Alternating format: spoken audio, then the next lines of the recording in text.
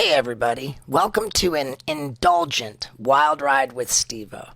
We're really indulging ourselves over here, man. We're talking about busting nuts and eating chicken being the most sublime experience of all time. And then there's old Scott Randolph. I mean, dude, what isn't he doing to indulge himself? I mean, I'm telling you, this guy's hilarious. Stavros, man, I really hit it off with him, and he's my new bro. So, get ready for a hilarious, indulgent wild ride. Let's get to it. Ladies and gentlemen, Stavros Halkias. Hell yeah. Thanks for having me, dog. Yeah, dude, I said that right? You nailed it. You nailed it Nice. great. Yeah. Yeah. Yeah, man, thanks for doing it, dude. Dude. I've seen you everywhere. You're on fire. Thank you. I'm trying to be. Shout out to the algorithm. I don't know what happened, but it lifted me. It lifted me into the, I caught in that motherfucker, and I just got to get famous off posting TikToks somehow. Oh, wow, so that was it, huh? Yeah. I mean, I had some shit going before. I was had a big podcast before. Come Down. I was on Come Town. That really helped a lot. But then something just happened where I was like, I was putting out my special, and I was like, let me just see what happens if I put out some dumb little clips, and, here we are. Wow. I feel like that's been happening a lot with comedians. They just blowing up over TikTok. Yeah. Like comedians that have been working for years. Totally. Over 10 years. Absolutely. And then all of a sudden they get this crazy viral clip. Yeah. And then now they're selling out shows. Is that like a Matt Rife thing? Is that how he kind of started blowing up? Yeah. I think it's the same thing. It's literally the same thing, except, like people talk about how it's easy to be fat and like look funny in comedy, but like if you just are ripped and have DSLs, you're gonna do better. You know what I mean? Like Matt Rife's just a piece of ass. Yeah. The algorithm still understands like fuckable people more than anything. You know what I mean? Because all it is like quick looking. Like that's why someone with big ass titties is gonna go further. You know what I mean? Like someone with, as long as you just kind of, because I know that's what my algorithm is all. It's either like delicious meals or big ass someone with big tits, or like it started with fitness, like 'cause I was like trying to work out, and then slow, like one hot girl would sneak in, but she was still doing like showing you how to do an exercise. And then slowly there was less about the exercise. You could see more of her pussy through her shorts. That's a big thing with fitness, with like fitness like TikTok content. accountants. It's like yeah, but it's like ostensibly for fitness, but it's like you are just, I don't know who designs the shorts that it feels like they have specific like pussy material to make it even more visible than any other short. I've spent a lot of time on that part of TikTok. For sure. Pussy talk. Yeah. So it wasn't the special itself. The special definitely helped, right? Like that was the whole idea. It was like I was trying to get, I was just trying to post shit so that people would see the special, because my YouTube channel didn't have shit really going on. I had like 20,000 followers, but then the clips got it to like, I don't know, 300, 400,000.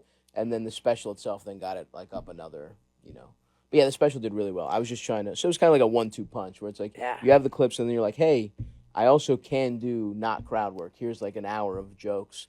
Right. And then plus, if you're on the road and just doing a good show, people will come back and see you more and more. So For sure, man. So I was struck watching your Live at the Lodge special. Mm-hmm. Your candor about taking drugs. yeah, definitely. I mean, like, it's pretty wild. Like, I think most people, if they do partake in cocaine, they're not going to say that very loudly at a public level. Sure, yeah. Well, that's the whole point of stand-up, is that, like, it's a bullshit art form, and it's like, you're just supposed to have a good time. The two things that I think are very important with stand-up is, like, have a good-ass time, let people, like, laugh, that's it, right? Just entertain people. But also, if there's one thing we can that has artistic merit, I think is just being completely open and honest. And I think that's the best stand-up. You can be a really good stand-up and just write jokes that don't really tell people about you. But I think what I'm interested in, and when I think we kind of get to artistic merit, is when, like, yeah, dude, you're just an open book. And that's what's interesting about it. It's just a person legitimately. And that's why I like talking to the audience, and I'll be very open with them. And it's not just drugs. It's, talk about my family. I talk about, all my sexual embarrassments, Nice. of which there are many, you know what I mean? And so, yeah, I mean, I was definitely in the zone. I mean, I don't do cocaine anymore because my rule is after 30, it's either be fat or do cocaine. Nice. I don't think you can do both. You know what I mean? That's a little tough on the ticker. Really, you're really risking it over there. But yeah, I'll still do a mushroom every once in a while. I'll still do a little acid. Obviously, some weed. I watched, got high. Watched Lone Wolf McQuade 2 days ago. Really great picture. I suggest you check it out. But yeah, man, I love. That's the whole point. It's just like being honest and letting people in on your shit. Was it difficult to stop doing cocaine? Not really. I'm much more of a downers guy. Okay. I like I am happy I didn't grow up in like the age of opium dens, because that would have been my shit. You know what I mean? Just like laying on a little mattress, you know what I mean? Yeah. Smoking In a opium. whorehouse. Yeah, exactly. Getting sucked off by like a big titted someone who had been like a prostitute that came over on like a ship. You know what I mean? Like that would have been my life in the 1800s. Yeah, like no question. the Knickerbocker. Clive Owen frequented those places. Yeah, hell yeah. Do they still they got opium dens? They did. Yeah, in like the 1902. Oh yeah, dude. That's Thank God there's no time machines either, because the cleanliness might be a problem if I went back in time, but if I was of the era, I'd be in there. Yeah, I like the little pills, that kind of stuff. But it never got that out of control, because my biggest addiction, for sure, is food. It's not even close. So it's and that's why my favorite drug, the one I have the most problems with, is actually weed. Where it's like it's the most gentle one, but it's like that's the one that fucks my life up the most, because I just it starts with like, let me just smoke a little to go to bed, and then it's like then you're like, oh, I have 38 minutes before this incredibly important meeting. I could take a 40 milligram edible. You know what I mean? Like, it becomes that. I'll sleep it off in a half hour and be ready to go. But it also enhances being fat as shit too, because you get to. Right. There's nothing like just getting high and ordering, $40 of Chinese food, and you got your favorite Ben and Jerry's just locked and loaded in the in the freezer. You know what I mean? I have had times when I felt hard done by, that I can't smoke weed anymore. Yeah. That's why I don't like to go to concerts and stuff. Like whenever I smell weed, it's kind of upsetting to me. Yeah. Because I love the way it smells. And if I'm honest, like I would love to be able to smoke weed. Yeah. The problem is that my weed bone is connected to my booze bone. My booze bone is connected to your my coke bone. bone. My coke bone's connected to my pill bone. Yeah. Yeah, and next thing you know, it's all PCP and So I'm very clear that I can't, and sometimes that hurts my feelings. Oh, I get that, dude.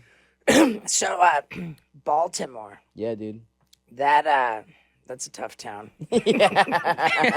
Yeah, I mean, it was, but it's like you don't know any better when you grow up there. And also, like, I grew up in Greektown, which was, we had like one murder a year. You know what I mean? Oh, and it was like big. It was big news, but it wasn't like, you never really felt like you were in danger. You know what I mean? It's like, and I was very lucky. I never got robbed or anything like that. I had a lot of friends who were like, because like in every like city where in every like city that's not doing well like economically, I feel like the arts center is also right by a horrific neighborhood. So I had a lot of like artsy, like fucking scrawny friends who were just like I had one of my friends, like this little ass dude who's he's very creative, he's awesome, but like he would get robbed just constantly. Like he would just factor it into his like budgeting that like I'm going to get robbed. You know what I mean?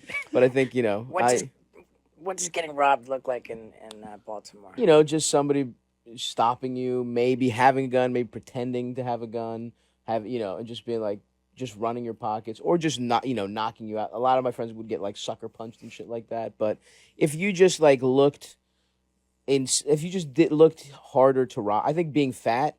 I was just like, if you had to pick a guy fat and still like, ambulatory, like not like shuffling sideways, but like if you were fat and could move in a straight line, pretty nice. If you hadn't hit the like, the threshold of like way too fat and easy to like topple over, I think you're like, I'd rather rob a smaller man. So you are an intimidating fat. I think I just just crossed the line. Just enough where if you didn't know me, you know what I mean? Yeah. Maybe it's like, why don't we, let's not, it's just safer to rob someone who's not as fat. You know what I mean? Like just doughy. Just you never know with a fat guy. Might be a power lifter. I was not, but you know what I mean. There are some sneaky, powerful fat men out there. There's a lot of pent up rage with fat people. That's another thing. You could tap into that. Yeah, in my 20s, I could tap into not getting pussy, like just incel fat rage. There's nothing anybody can do to stop you. No. If it gets released, usually you turn it inside and you eat, crumpets to make it go away. You know what I mean? I only fairly recently learned the definition of incel. Yeah. Is that crazy? Like, is there not more than one definition of incel? I think it's like a military term. No. What it means is somebody who is involuntarily celibate. Yeah. Oh, that's what incel means? You didn't know incel? No, I thought it was like a military term. You didn't know it's incel? like we got like 3 incels over here in the building. Let that sink in. What the fuck is going on, you guys? You guys have a huge internet presence. You don't know incels? I guarantee you a lot of incels subscribe to the channel, I'll tell you that much. I mean, I know how to spell it. It's probably INCEL, right? There you go. That doesn't count. That's not anything. It's a sophisticated word for a guy who wants pussy, but he can't get it. Well, let me tell you about something anybody can get. Steve-O's hot sauce for your butthole. Steve-O's Butthole Destroyer hot sauce. Anybody can get these great stocking stuffers on Amazon. And there's my bobblehead, which anybody can get at steve-o.com. But the important question is, how do I ship these awesome things to the people who order them?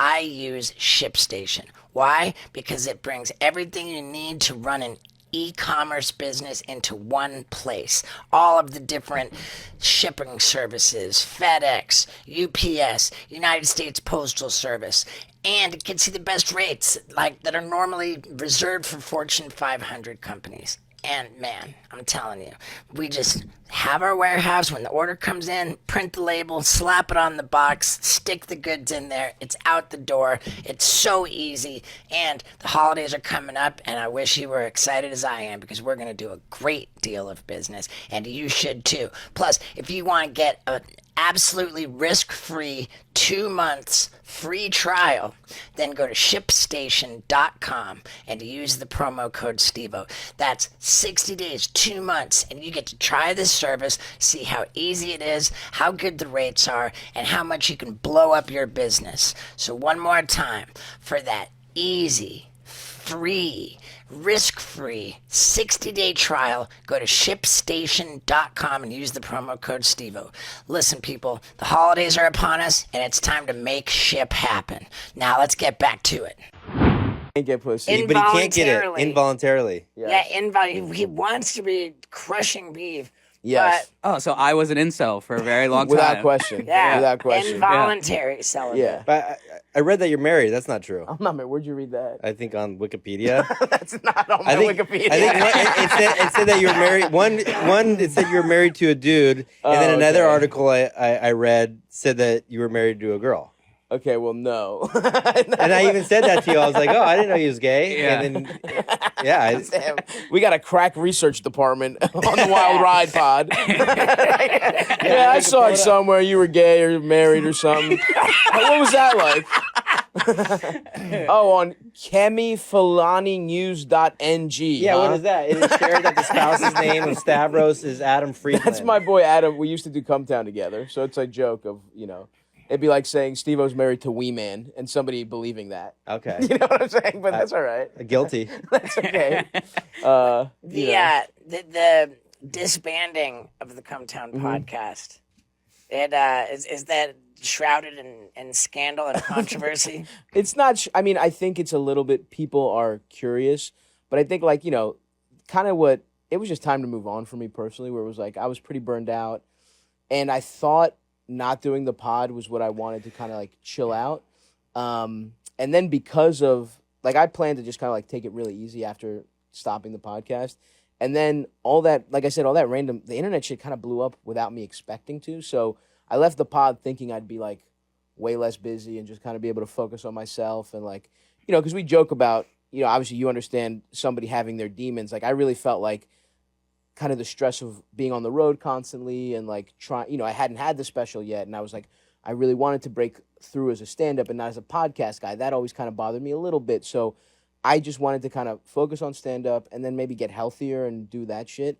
And so I figured, let's stop. And then let me stop and chill out. And then shit blew up, and I was like, fuck, I'm making a lot of money on the road now. I can't stop. So now it's like, not only did the podcast ended, and then I just was like, well, I'm getting all these new fans. I should have a podcast. So I started another podcast like 6 months later, just because it was like the right business decision. But I think it ended up for the best. Where I'm like, other than me getting fatter and fatter the last few years and getting more and more fucked up, everything else has been going great. You know, everything else like ended up for the best. And I think the show was probably going to end that year anyway. So it was just, I kind of left a little earlier just for my own shit. And then you just said, look, Kooks, I'm done with you. yeah, I just can't do this shit. I need a little time to myself. And then I took like 2 weeks to myself. And then I was like, fuck, this shit's kind of blowing up.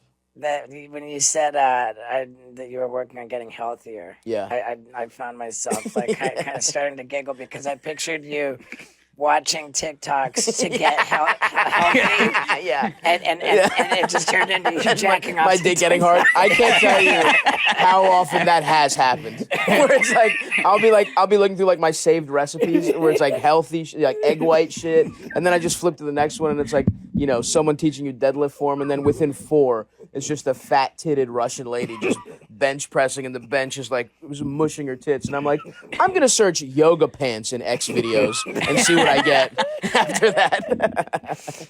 Yeah. But yeah, that's fantastic, man. yeah. Do you have any like things on the road that you do to like meal prep or?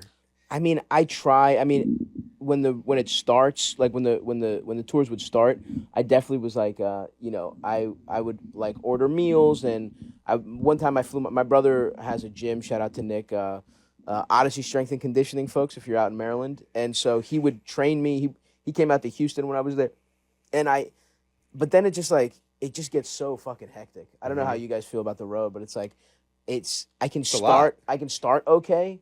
And then it's just like and I was on, you know, I've been on the road basically with a couple breaks here and there since the pandemic ended. Like as soon as you could stay on the road. And it's this weird thing where it's like, you know, I grew up poor as shit. And so it's like, and I was making some money off Cumtown. I was making good money on Cumtown. And then I was doing well ticket sell wise, right? Like I was doing well, you know, comedy clubs, selling out 1 or 2 shows. But then once this fucking internet shit popped, it was like I was making the kind of money on the road where I was like, this probably, and you know, I don't know if you feel this way, but like I'm pessimistic where I'm like, this is not going to last. Right. So it's this thing of like someone's going to realize no one should be paying theater prices for stand-up comedy.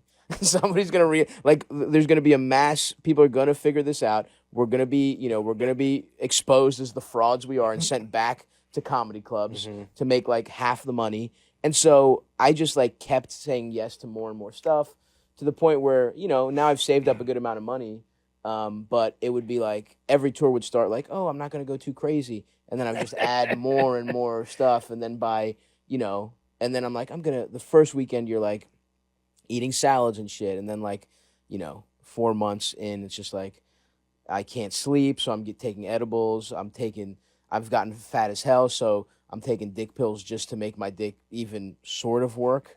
You know what I'm like? And so, and you're just like I'm just in such disarray where I'm just like, you know, overheating all the time. I'm in like, you know, I'm taking like cold baths to get going. So when you're taking the dick pills to make the dick sort of work. Yes. But I'd love to get into this for sure. I have a lot of thoughts on dick pills, so let's get in there. I mean, of course, we're talking about Blue Chews. Are they a sponsor of the program? And I happen to love them. Okay. Well, look, I have some beef with the general dick pill market because I'm out there as a free agent. And you know what I mean? I don't have no ads on Stavros World when it comes to dick pills. And I'm just saying everyone's fucking up because I am on the record years a proud user of the product with I mean, it's in my I've talked about it in specials. So, you know, I can't say Steve-O exactly which I'm talking about until they cut a check, how about I that, can't okay? say what dick pills are making my dick get to 65% hard, so I can mash it. So I can mash it into some woman who probably had a fat, charismatic father, and that's the reason she's agreed to suck me off in my hotel room and then leave immediately afterwards. You know what I mean? That's Right. I can't specify the brand, but if you want to say it's Blue Chew, that's fine with me. I won't fuck your money up. You know? Yeah, wow, that thought process. I mean, is that what you're thinking about when the chick's sucking your dick? It's like, I probably look like her father. I mean, No, so of in the course you're at moment I'm thinking, 65%. yeah. No. In the moment I'm thinking, nice. You know? This is fucking awesome. In the moment, Yeah. and then I bust, and that's when those thoughts come in. Yeah. You know, And then you eat fucking M&Ms or something in the corner. Oh, of the room. dude, it's really fucked up. Like, truly nothing makes me happier than just getting a nice little nut off and then hanging out with someone with fat titties and eating, like, chicken tenders and a Haagen-Dazs afterwards. You know what I mean? Like, Yeah. that's what's fucked up is that it's like, I don't know if you feel this way about your addictions, but it's like, yeah, I'm addicted to this because it's fucking awesome. It fucking rules. Like, this is it. I know I know tomorrow I will feel horrendous, but right now I will never feel better. Like, I promise you, my brain lights up in a way that, like, when somebody holds their newborn for the first time, I'm having a better time than they are holding their newborn when I'm just freshly sucked off with, like, a fried chicken thigh in my mouth. You know what I mean? Like, I am having a better experience than someone who, and not even just someone who accidentally had a kid, someone who tried for 10 years and they had a miracle child, and the doctor said in vitro won't work, and then somehow on the anniversary of their dead mother's birthday they conceive, and then finally the baby comes out and it's beautiful and it has no health problems whatsoever. I'm having a better time than that guy, like in the Courtyard Marriott, or watching diners, drive-ins, and dives with cum on my belly. Like that, I promise you. You know. That's fantastic. But do you wake up the next morning full of shame, or do you wake up like, No. oh damn, that chicken tender and jerk that off blowjob was dude. great? I don't feel shame. I just feel like, Awesome. hungover and fucked up. Yeah. But the other fucked up feeling is like, I kind of like that feeling. There's something to that. Like, it's like, I understand that I'm paying the piper for yesterday, and it's like, I don't have shit to do. I'll lay in my fucking bed for 4 hours. You know what I mean? Like, my favorite thing that happens on the road, like, and I'm getting away from it because it is bad for me. I get that. Like, it's getting a little too unhealthy. At a certain point, you just got to quit it. But, like, that rhythm of, like, get fucked up, have a great time at, like, until 4 a.m., and then feel like such shit that you just have to kind of lay in your bed, take a, cold shower, at that point, I'm having, like, I'm like, oh, fuck, a show is coming. So you're kind of in survival mode. And that's the only time I can kind of take care of myself, when it's like life or death. So I'm like, I'm actually eating kind of healthy that day. I'm working out to kind of get the juices flowing. I'm taking a nap. I'm like doing everything you need to get I'm drinking green juices and shit. And then I have like a coffee right before the show. And then you finally feel good. Like, you feel like shit all day, and then you feel good at like 7 p.m., show's at 8. Then you do the show. You know how the high after a show. So now I'm finally well rested. And then it's like, what, I'm going to go to bed after that? And then it's this fucked up cycle where it's like, well, I'm getting fucked up now. Like, I feel great. I feel awesome. I've done all this healthy shit today to survive, but now you add the, like, momentum of the show, and you're like, yeah, I'm going to go just have a good ass time. I'm not going back to I'm not going to do like yoga and go to bed. I'm going to have a good time. What does partying after a show look like? At this point, it really I mean, it used to just look like, going out for, hanging around. Like, very early on in my career, it's like when I'm not doing well, like, overall, where it's like, you're just kind of in that moment. You're like in that room, you're famous, and nowhere else are you famous. So it used to look like, hey, want to get drinks at the bar in the comedy club, where I still have, like, my halo around me? Because the second you walk out as, like, a young comic, the second you leave the premises, you're just some fucking guy. You know what I mean? You're just some guy with 5 roommates after that point. Everybody wants to feel important, and I feel like an absolute king when I sit on my throne and take a huge sloppy dump with my Hello Tushy bidet.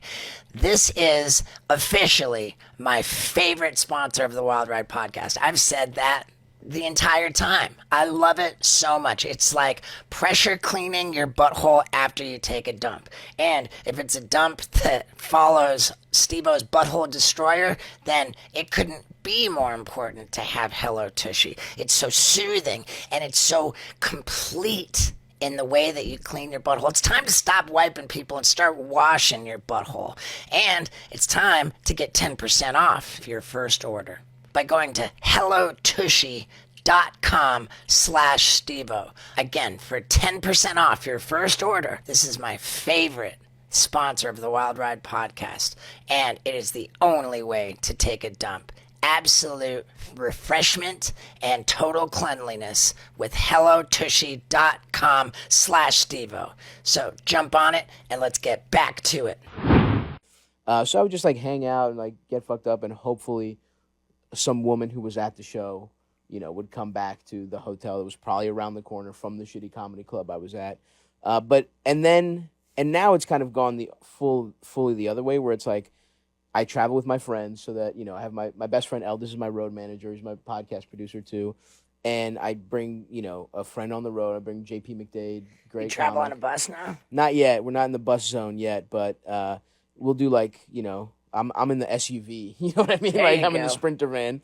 But it's like now it just looks like let me get high with my boys and like, not eat anything too bad. Or it's like just, DM somebody and like, or meet a girl at the show and be like, "Do you just want to hang out?" And but I don't even like to go out anymore. It's just like let's literally watch diners, drive-ins, and dives, and eat some. What's that?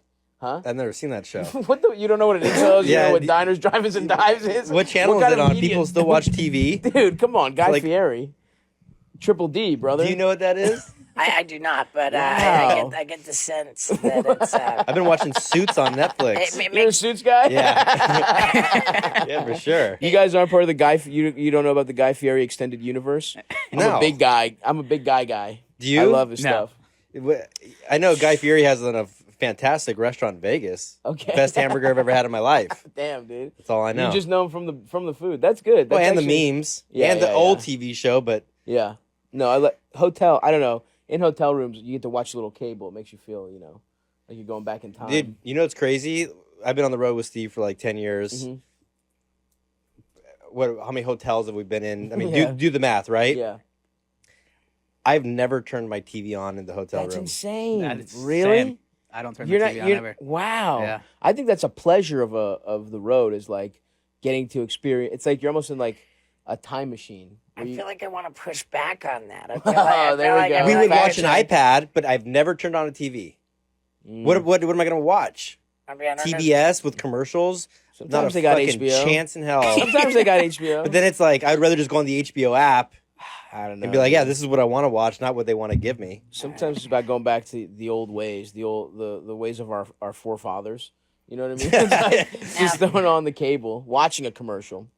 Now Stavros is over here saying like how great he feels when when he's found a sexual partner. An on the incel. road. Yeah. Okay. No, she's not incel anymore. I'm not incel. But then there's Scott over here, Uh-huh. who's very, very mums the word about it. Oh, He's, really? You won't let us know when you fuck. No, I You mean, don't let your I'm boys down know to- when you bust. That's another great because part I of it. used to be that guy where I would tell I see. everybody. I see, And I then see. I just it's like when I started getting into therapy, it was like, well, why do you have to tell people right, that? right. Wow, my take on it. Yes, please, Steve. My Please. take on it. See, when Scott and I started working together 10 years ago, I had just gotten out of sex addict rehab. Oh shit. And I was like, man, now I got to go back on the road. Like, dude, I'm a dead duck, man.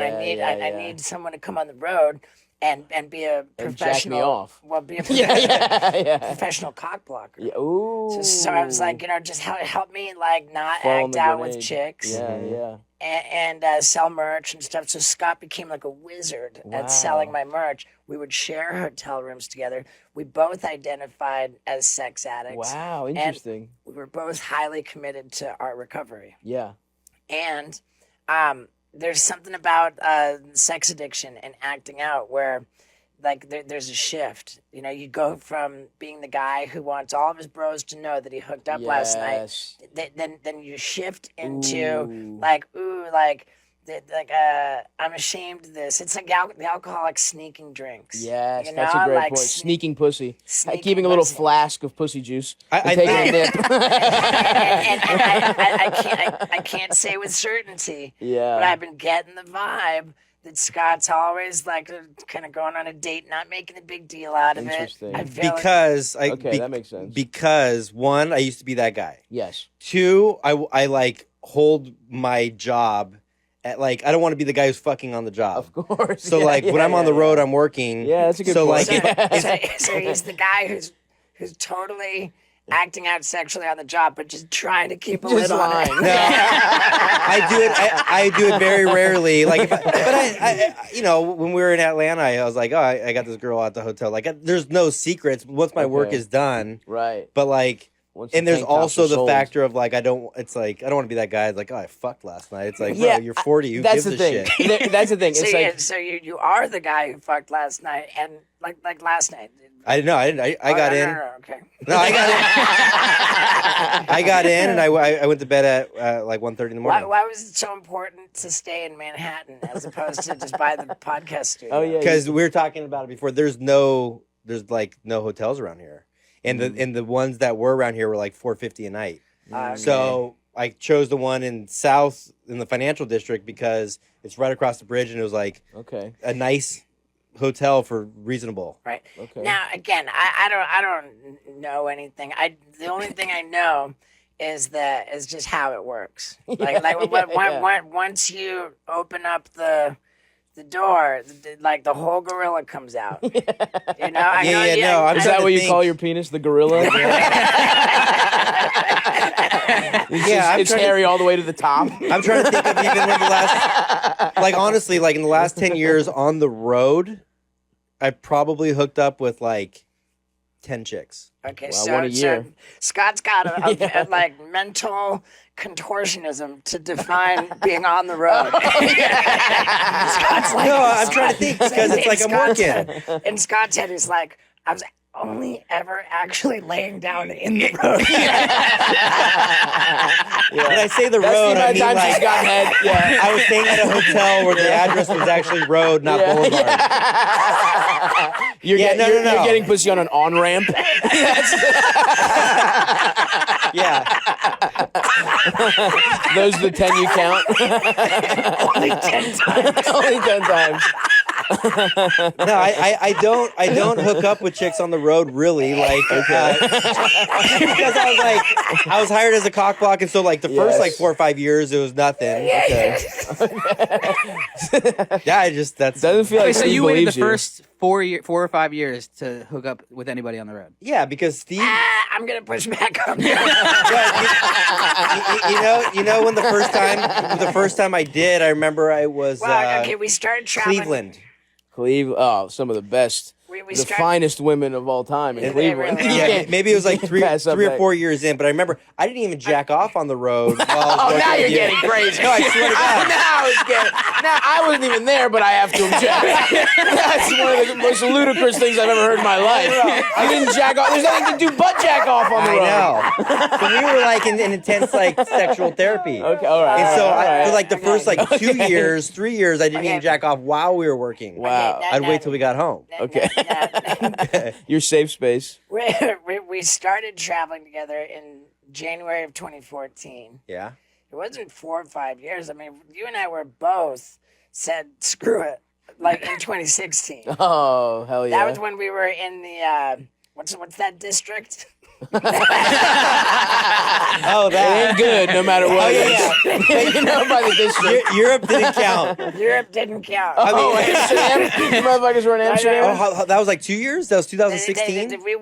We had our show in Ireland was like November 30th, of 2016, and then the rest of Europe and the UK was December 2016. Right. Well, you guys had to lay off a little Okay, steam. so- Trump had been elected. You know, you were worried. You're like, we got to start Trump in- busting Trump nuts. was in office he then. got elected, That's but when he he got hadn't elected. gotten sworn Yeah, in. That was in yeah. Europe. So we called it the end of the world tour. Yeah.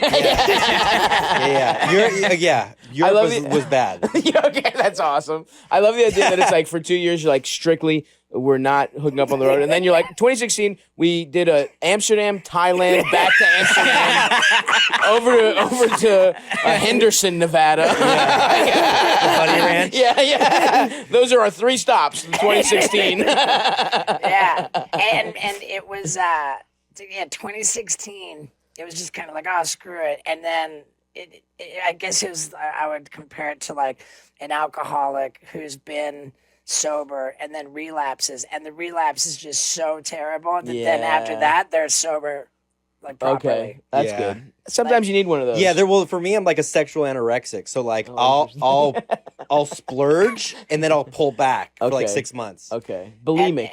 Yeah. A binge eater? A binge pussy eater? I'm a binge. I'm a So when are you binger. gonna pull back? I'm just going to come out and say it. I don't think Scott's ever going to pull back, and I think it might have something to do with him discovering the powers of Blue Chew. I think that he's just having so much fun with the ladies that he cannot stop.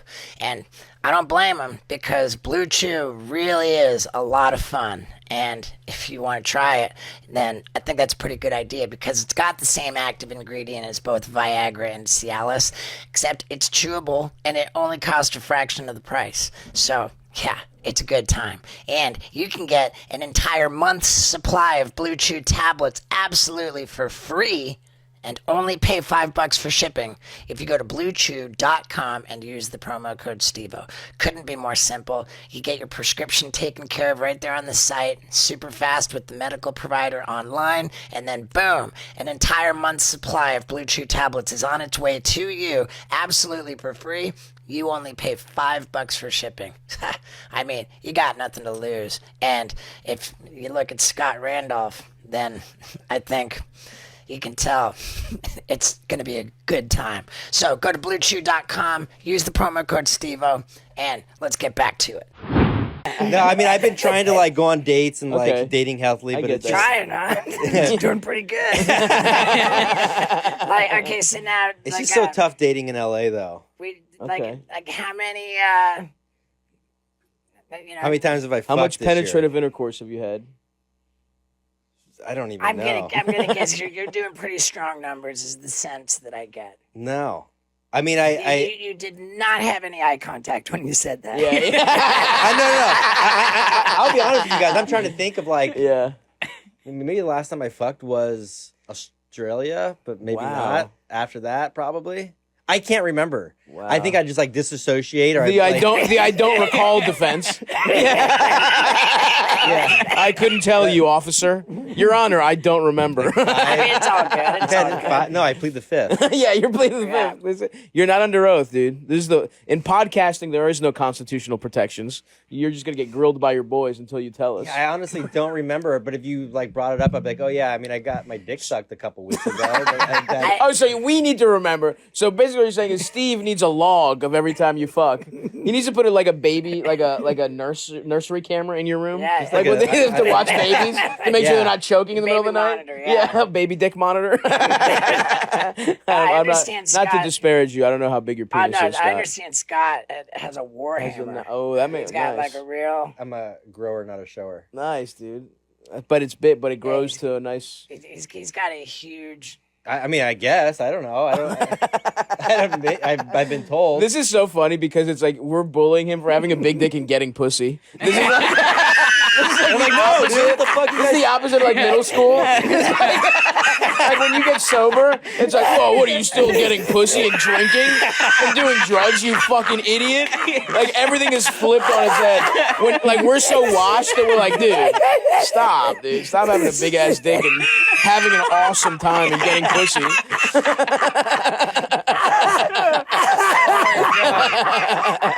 That's what being 40's like. So we have hot sauce on Amazon. I can't believe this guy. How dare you? Yeah, man. Oh, Damn. dude. The twin sex, that's interesting that you're both going through, like, what is that even, what's, like, sex addiction rehab even like? I don't even, like, they're just telling you to It's a stop? sex program, and Okay. I think the definition is to abstain from compulsive sexual behavior that causes shame. Oh, okay, interesting. So it's different for everybody. Okay, that makes sense. The shame part makes sense, I guess. Yeah. Yeah, but if you're shameless, I guess it's the, there's no, but there, because it feels like a tough one to get a handle on, because it's like, Yeah. it's not like that's the problem with food too, is that like you kind of have to have food. Right. Whereas like with sex addiction, it's the same thing where it's like, it is, I mean, I guess you could abstain for times, but it's like, to be a regular, well-rounded human being, you can't just cut it out Right. the way you cut out Absolutely. drugs or booze or whatever. So I can see that being really hard, especially like when you finally do find someone that you like, and then you just feel all that, and then you let the genie out of the bottle a little bit, and you're like, oh, this is cool. I should go pay for pussy now. You know what I mean? Like I should go. Right. I should get 2 women to fuck me at once. That's exactly. You couldn't have nailed it more. That's exactly right. Yeah. So you clearly don't have a girlfriend or anything. I don't know. Yeah. I've just been. It's kind of this thing where it's like where you travel all the time. I mean, I've been like I said, I've been on the road for basically 2+ years, and I was like getting out of a relationship going into the pandemic. So like we had just broken up, and then pandemic's fucking weird, and everyone's kind of, so there was no one around then, and then I really liked that once the pandemic opened up and it was like this weird, once people were like started going outside, no one was leaving their house. Like I would match with girls on Tinder and no one was leaving their house not to fuck in 2020. It was like, if we're leaving, we're fucking. So I kind of liked, that was actually my favorite dating ever, because it was like, they'd come over, I'd grill up a nice meal, we'd watch a movie. It was really nice. I actually really liked that. And then since then, it's just been kind of like, I've been just traveling way too much, and to the point where it feels a little like I don't think I have like sex addiction, but it's starting to get to the point where it's like not just in sex and relationships, but like in every part of my life where I'm like, I don't even feel like I live anywhere or that I have like these like connections with anyone, because it's like I'm just gone all the time, and I'm always in these like, so all my relationships are like there's a couple, maybe there's a couple people that I have.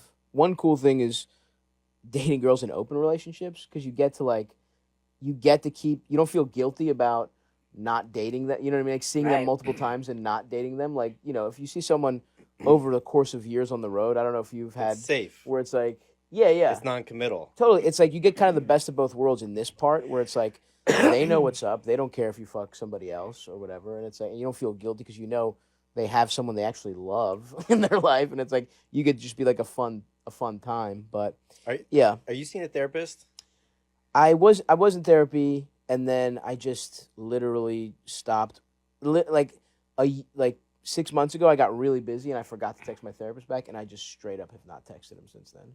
Yeah, because you're saying a lot of things that I was on the road, and I was like talking to my therapist, like, yeah, I feel like this. I don't know what I'm like. I don't have a home. I don't have this. Yeah. And they're like, well, you have to put down roots. And so the big step for me was I just bought a house. Nice, dude. And part of doing that was because There's a sex dungeon in the basement, by the way. Yeah. yeah. Did you ever end up christening the house?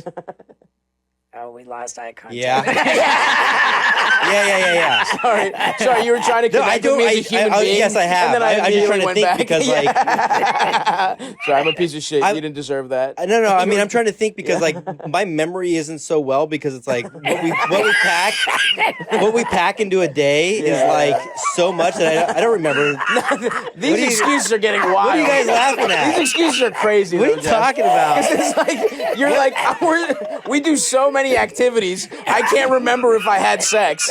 That's what you're saying. Yeah, I mean, it's like, Right? yeah. What are you guys saying?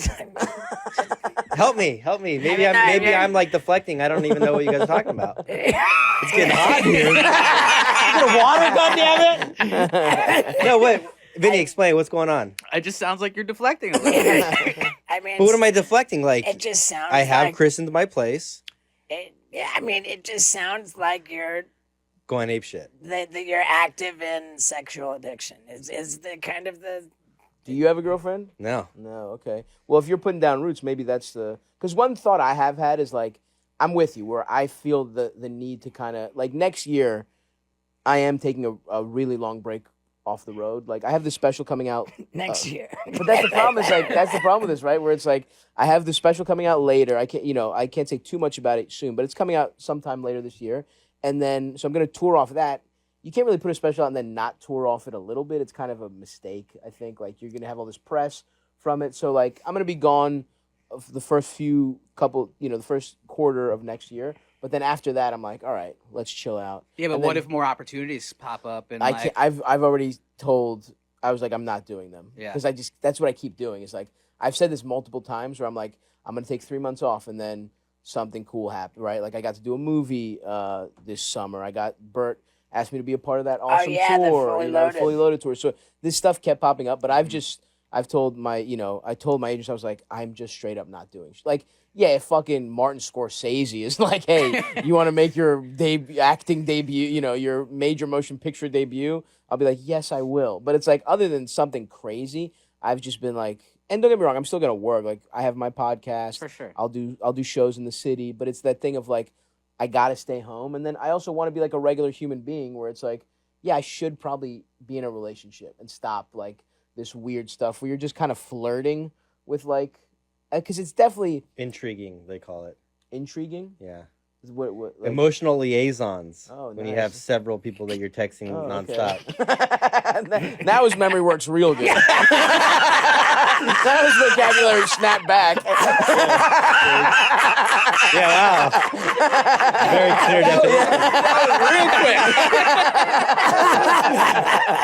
Good point. Yeah, probably blocking it out. Yeah. So this tour, you're doing Baltimore. Yeah. I'm on it. You're doing 4 shows in Baltimore. My fall tour kicks off.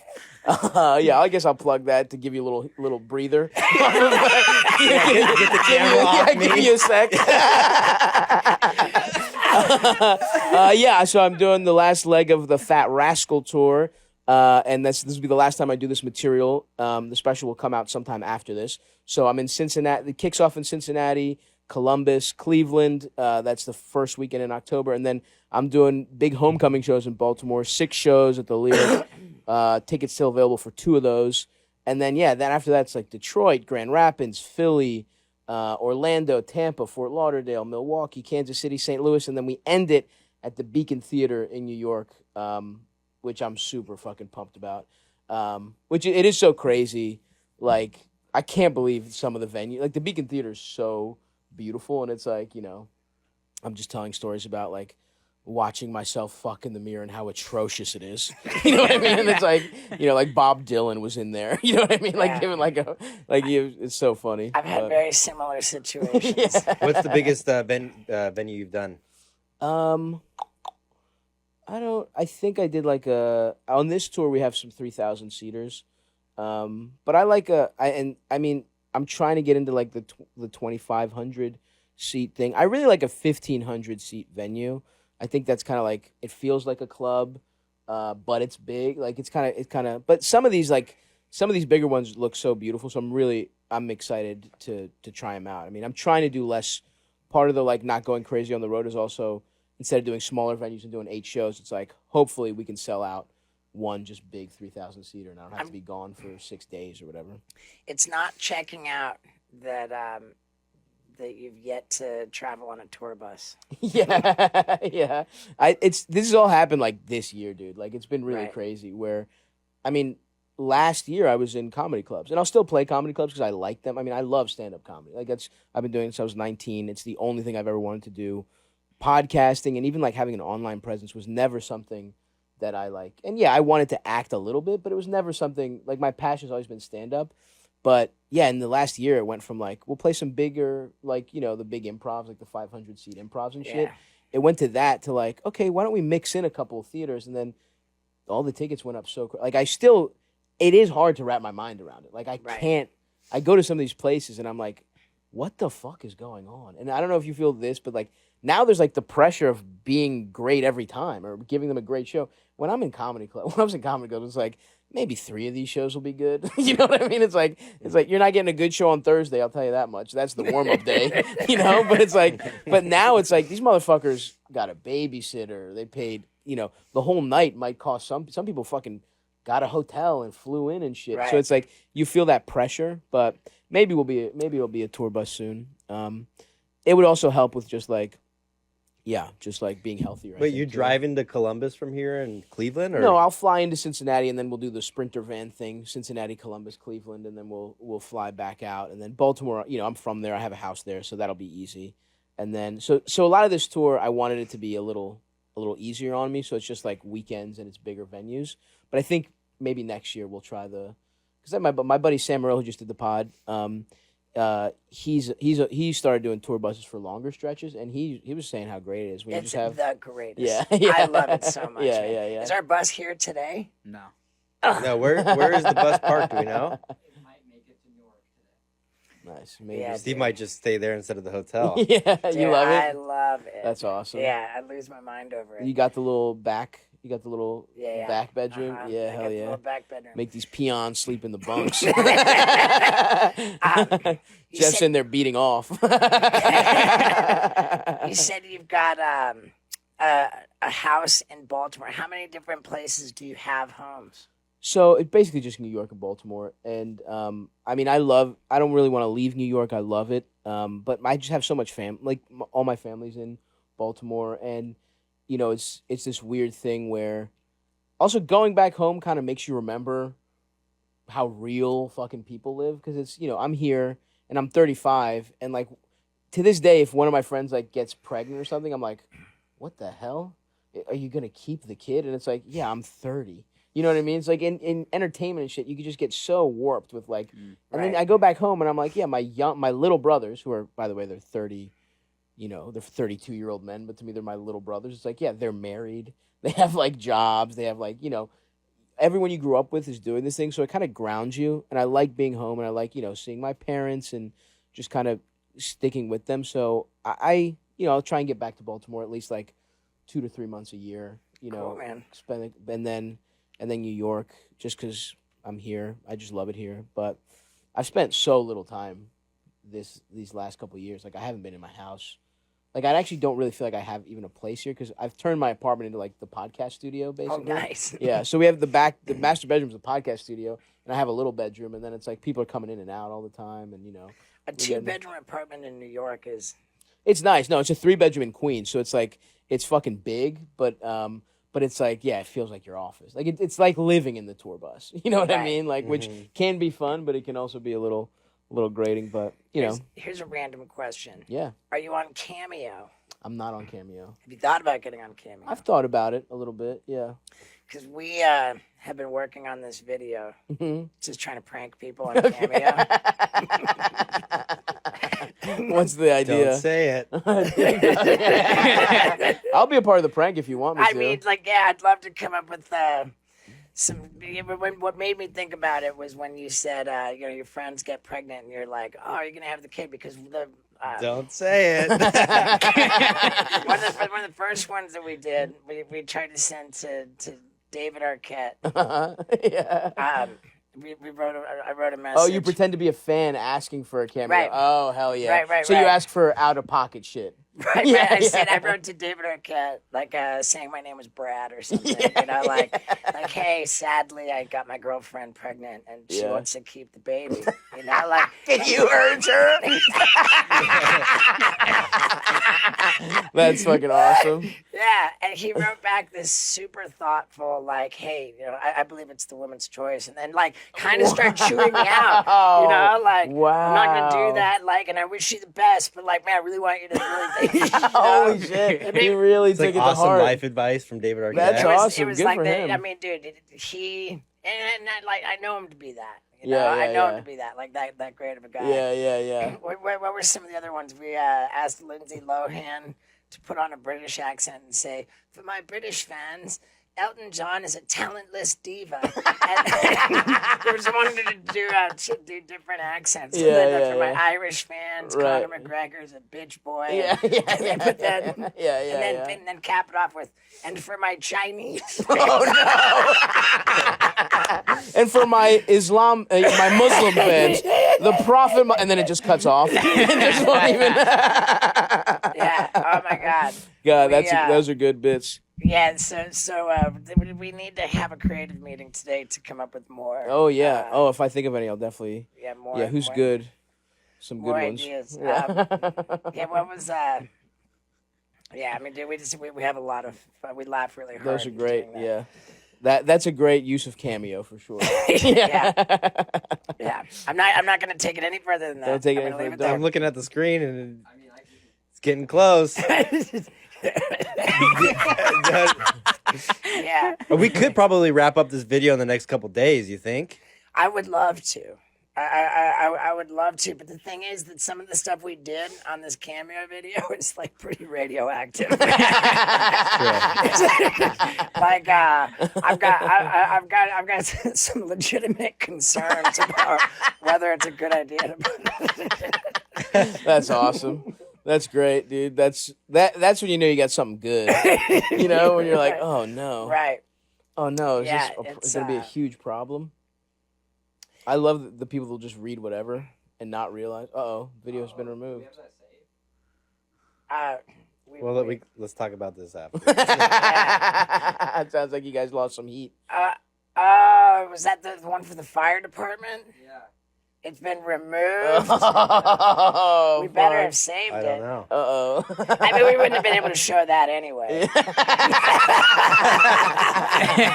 But yeah, I mean, homeboy had his fire hose out. Oh my God. Yeah, we said That's we incredible. said there's this one. We said I work for the fire department, and it would just mean a lot. It would be a big morale boost for the guys in the department if if you could light a candle and whack it with your wiener to put it out.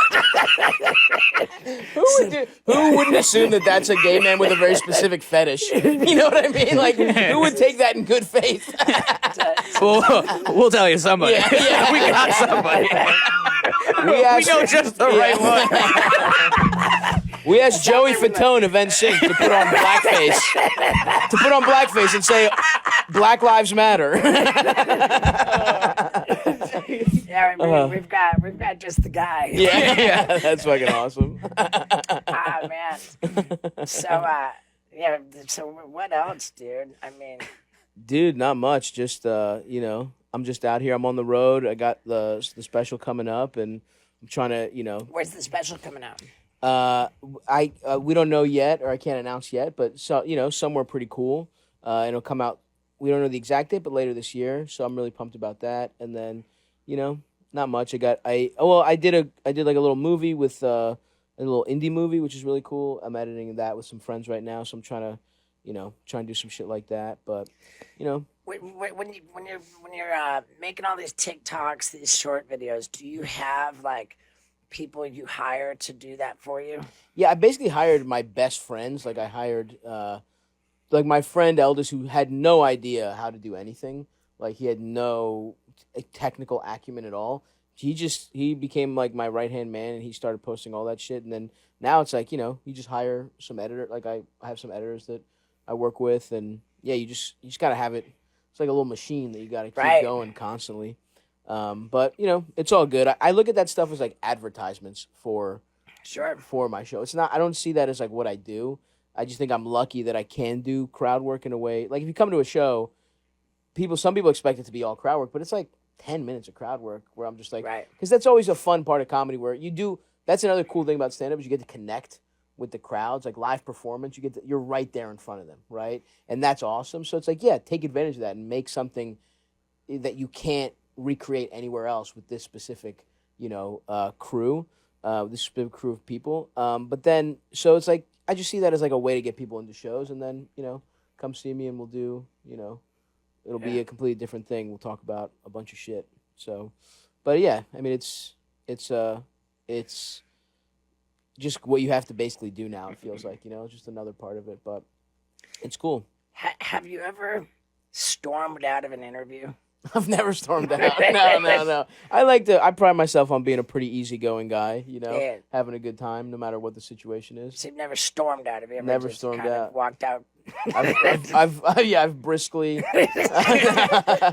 No, I don't do any like real interviews. That's the other thing. It's like I just like podcasting and just like fucking around with people and actually having a conversation. And I don't do too many. I haven't done any combative interviews, so who knows? Right. I don't even know what the gotcha questions would really be. Right. Where are you going with this? Have you had any Well, I don't know. interviews?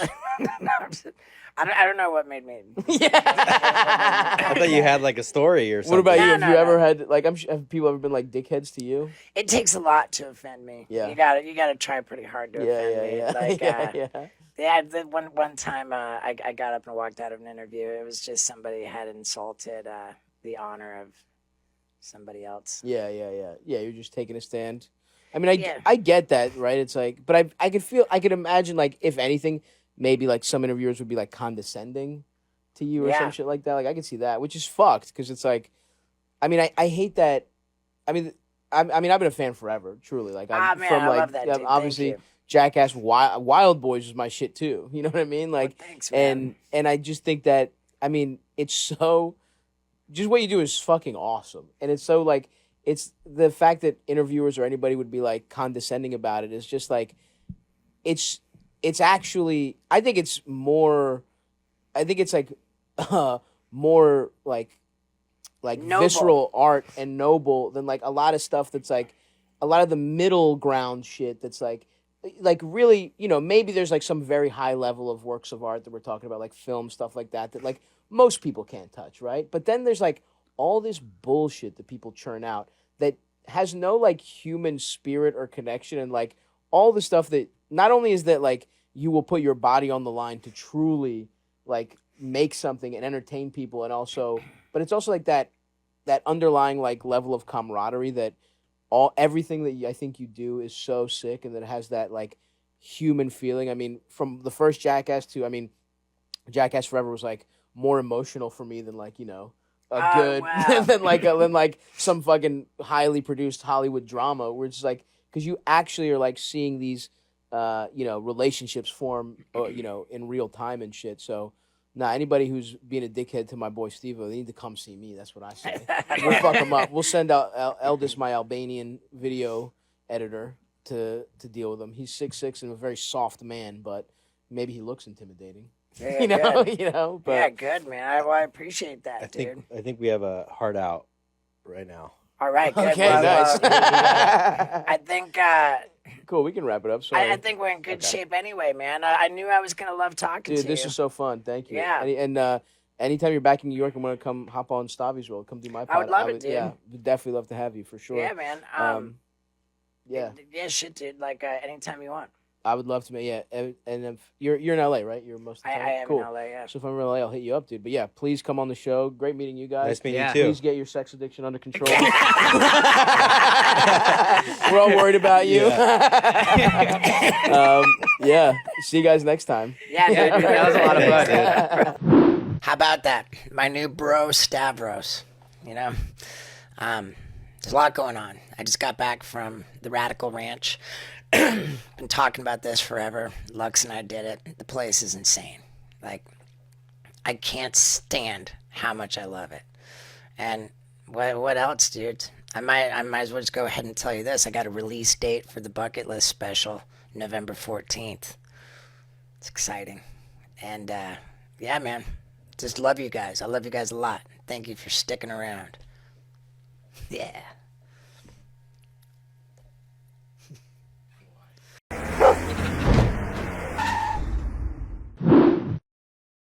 Hey everybody, and welcome to a delicious wild ride with Steve-O.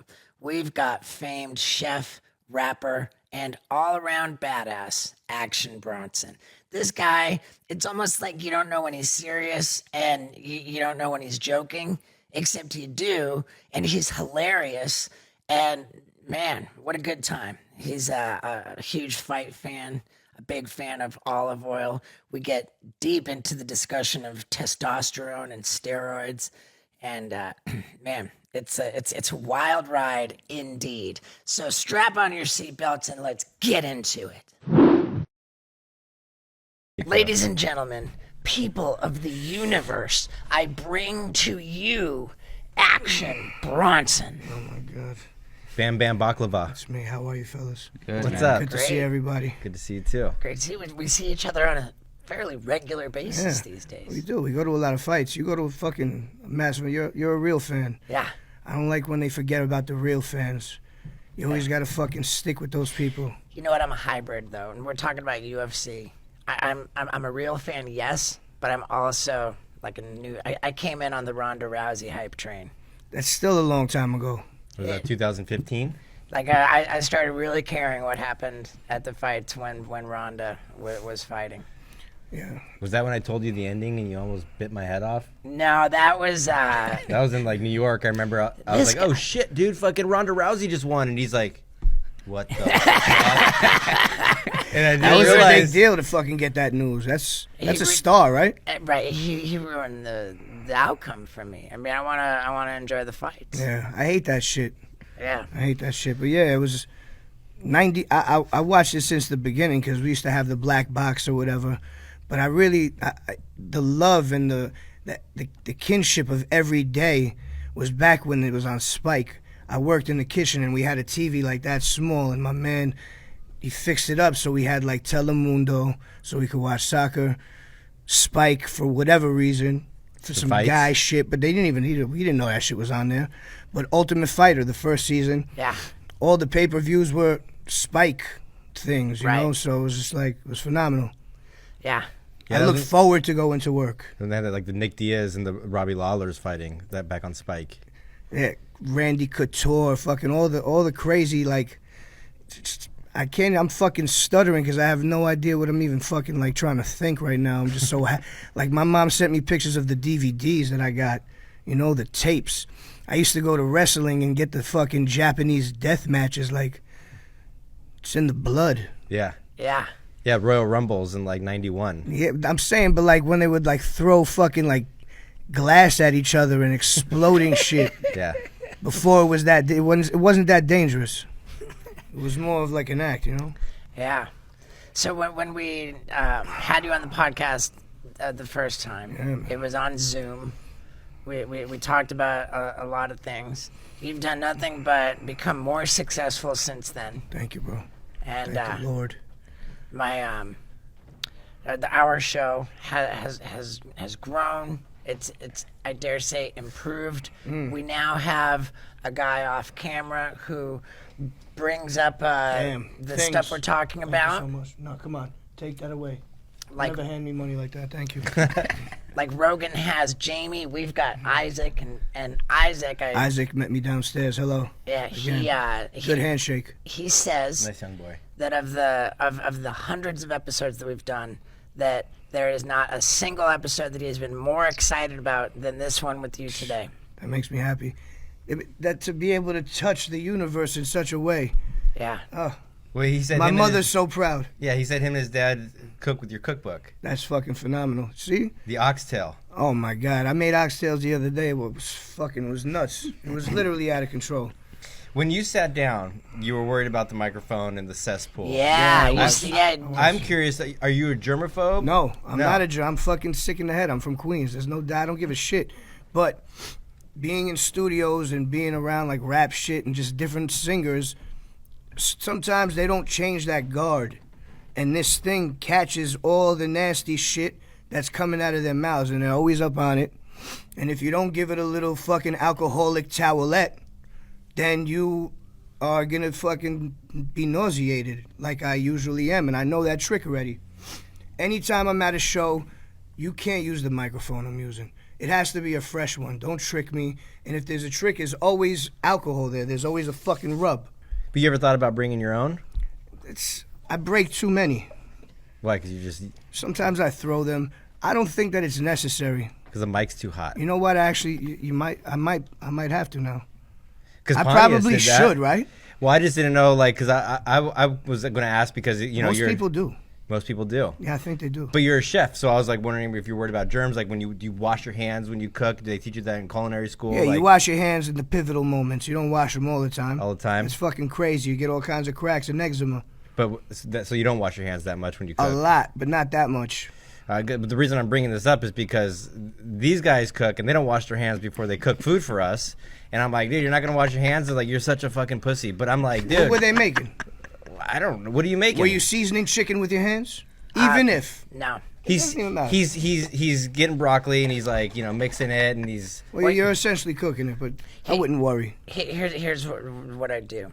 I cut my broccoli and I pour olive oil into a bowl, and then I put the broccoli into the bowl and I toss it. I toss it to get it lightly covered in olive oil, and then I put it in the air fryer. And this guy's crying Sounds about delicious. it. Well, because he never washes his hands, and so I'm like, okay, as a cook, aren't you worried about like bacteria and foodborne illnesses and shit? It's like if you're cutting chicken and then you're rubbing the broccoli on that chicken and then you eat it right there. Something might happen, but something might not happen. That's like 50-50. It is because some people just have a strong stomach. I've eaten all kinds of fucking weird shit. I thought that some things were gonna make me sick, and the most obscure thing would make me sick was just rice from Nando's in South Africa. But everything else, I ate fucking like donkey meat, fucking imported from some guy's ass in fucking Italy. Delicious. The best. One of the fucking most scrumptious things I've ever had. All right. But honestly, like, I don't think that you should worry too much about the hands. Give them a little rinse. What are you really doing when you do that? Come on. There's still things. There's yeast. Yeah. Well, and you're covered in yeast. The more important thing to me is that this is really good. Thank you very much. That's actually fucking spot on. What a beverage. Maybe you agree, maybe you don't, but I think that our immune system is a muscle which needs to be worked out. Absolutely. There's no doubt about it. So all this hand washing is like bizarre. Yeah. It actually reverses what it's supposed to do. Right. It makes you sicker. It sicker. makes you weaker. It makes you a weak little bitch. It's like the kid who was raised in an incubator. Biggest pussy in the world. Listen, I don't know the logistics on that one.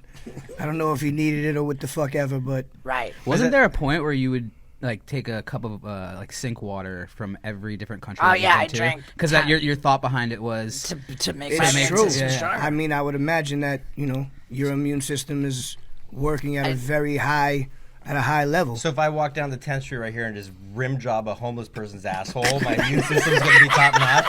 It's not going to be the worst thing in the world. It won't be the worst thing. I promise you, it won't be the worst. I'll tell you. It'll be a fucking issue, but it won't be the worst thing. It'll only make me stronger. Yeah. If you and I go do that together right now, I would get sick. You would. Yeah, I mean, we did a thing in New York where I wasn't say the grossest thing that I ever seen, but Steve licked the handrail of the subway all the way up. Yeah, and nothing happened. Right. That's what I'm saying. It just tastes like brass. It tastes like you're playing trombone. Right. Now, I want to get back on the olive oil. Yo. I'm mess with olive oil. Well, I'm going to have some for you. I got plenty of olive oil. That's great. Yeah. The last time we spoke, I was talking about how I'd been in a food program, doing very well with my diet, and then like one little misstep with the lava cake, and I was off to the races with terrible diet, and then and I'm either all in or I'm all out. Yeah, man. This is my constant struggle. Right. I'm back on it. I need to. Since I lost mad weight, I put 25 pounds on. I don't know if it's jackage or something, but it's not, because I'm not I'm not on gear. I want to be on gear. So it's obvious. I want it to be obvious that I'm on gear, and it's not. You're talking about just like Tyrannoball or like TRT? No, everything. Every single thing that you could fucking take. Everything. GH mostly. Do you have a Connect? I'll take that as a yes. We just had Donald Cowboy Cerrone. He's sick. little spoiler alert here. We talked with Cowboy Cerrone at length about health optimization. And one thing that is going to optimize your health just about as much as anything else is stretching. And if your feet are tight, that's going to lead to all kinds of problems. And that's why you need Avos therapy. What we have here is genius, because when your feet are tight, it's going to lead to back problems. It's going to lead to all kinds of issues. And doctors will recommend standing on a tennis ball to roll the arches of your feet. But that's impossible to do consistently, if we're honest. And that's why Avos is the ticket, man. These sandals have different inserts which replicate the tennis ball. You got 3 different levels. Doesn't necessarily help more to use the bigger one. It's whatever's working for you at the time. You wear these guys for 5 to 15 minutes, and it will help with all kinds of health issues. These are used by professional skateboarders, NFL players, all kinds of people. And you don't have to be an athlete to have the need to stretch the arches of your feet. It's called Avos therapy. And if you feel like this is going to help you, and it probably will, then go to avostherapy.com and use the promo code STEVO to get 25% off your order. You can't go wrong. It totally helps. It helps me, and I think it's going to help you. So one more time, go to Avos Therapy. That's AVOSTHERAPY.com and use the promo code STEVO to get 25% off your order. Now, let's get back to it. He looks good. Dude, he is unbelievably jacked. And his story is that while he was in the UFC, he was just waiting to not be in the UFC so that he could get on steroids. So it's every man's dream. Probably why he retired early. And then he retired. He got on steroids. Like he is. I mean, he had 67,000 fights. Yeah, most in UFC history. He is visibly like a different build than he was when he was in the UFC. It works. And, It works. Vinny asked him, is there anything, or any side effects that you're concerned about with taking steroids? His answer was, well, yeah, I do have way more energy and a huger dick. If that's a guarantee, come on. Why is this not fucking given to every person in the world? Yeah, Right. we had Dr. Drew on talking about Kidding me? TRT, and he was like, if you're not taking it in your after 40, like, I don't know what's wrong with you.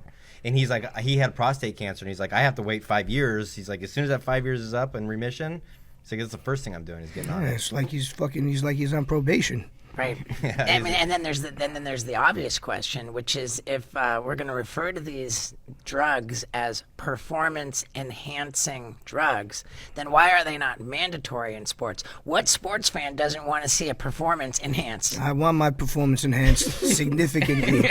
Significantly. Right. You know, I like mean- when you already have talent and you enhance it, Right. you're off to the fucking Olympics and the races. I mean, come on, what are we talking here? Everyone. Right. They know what to do.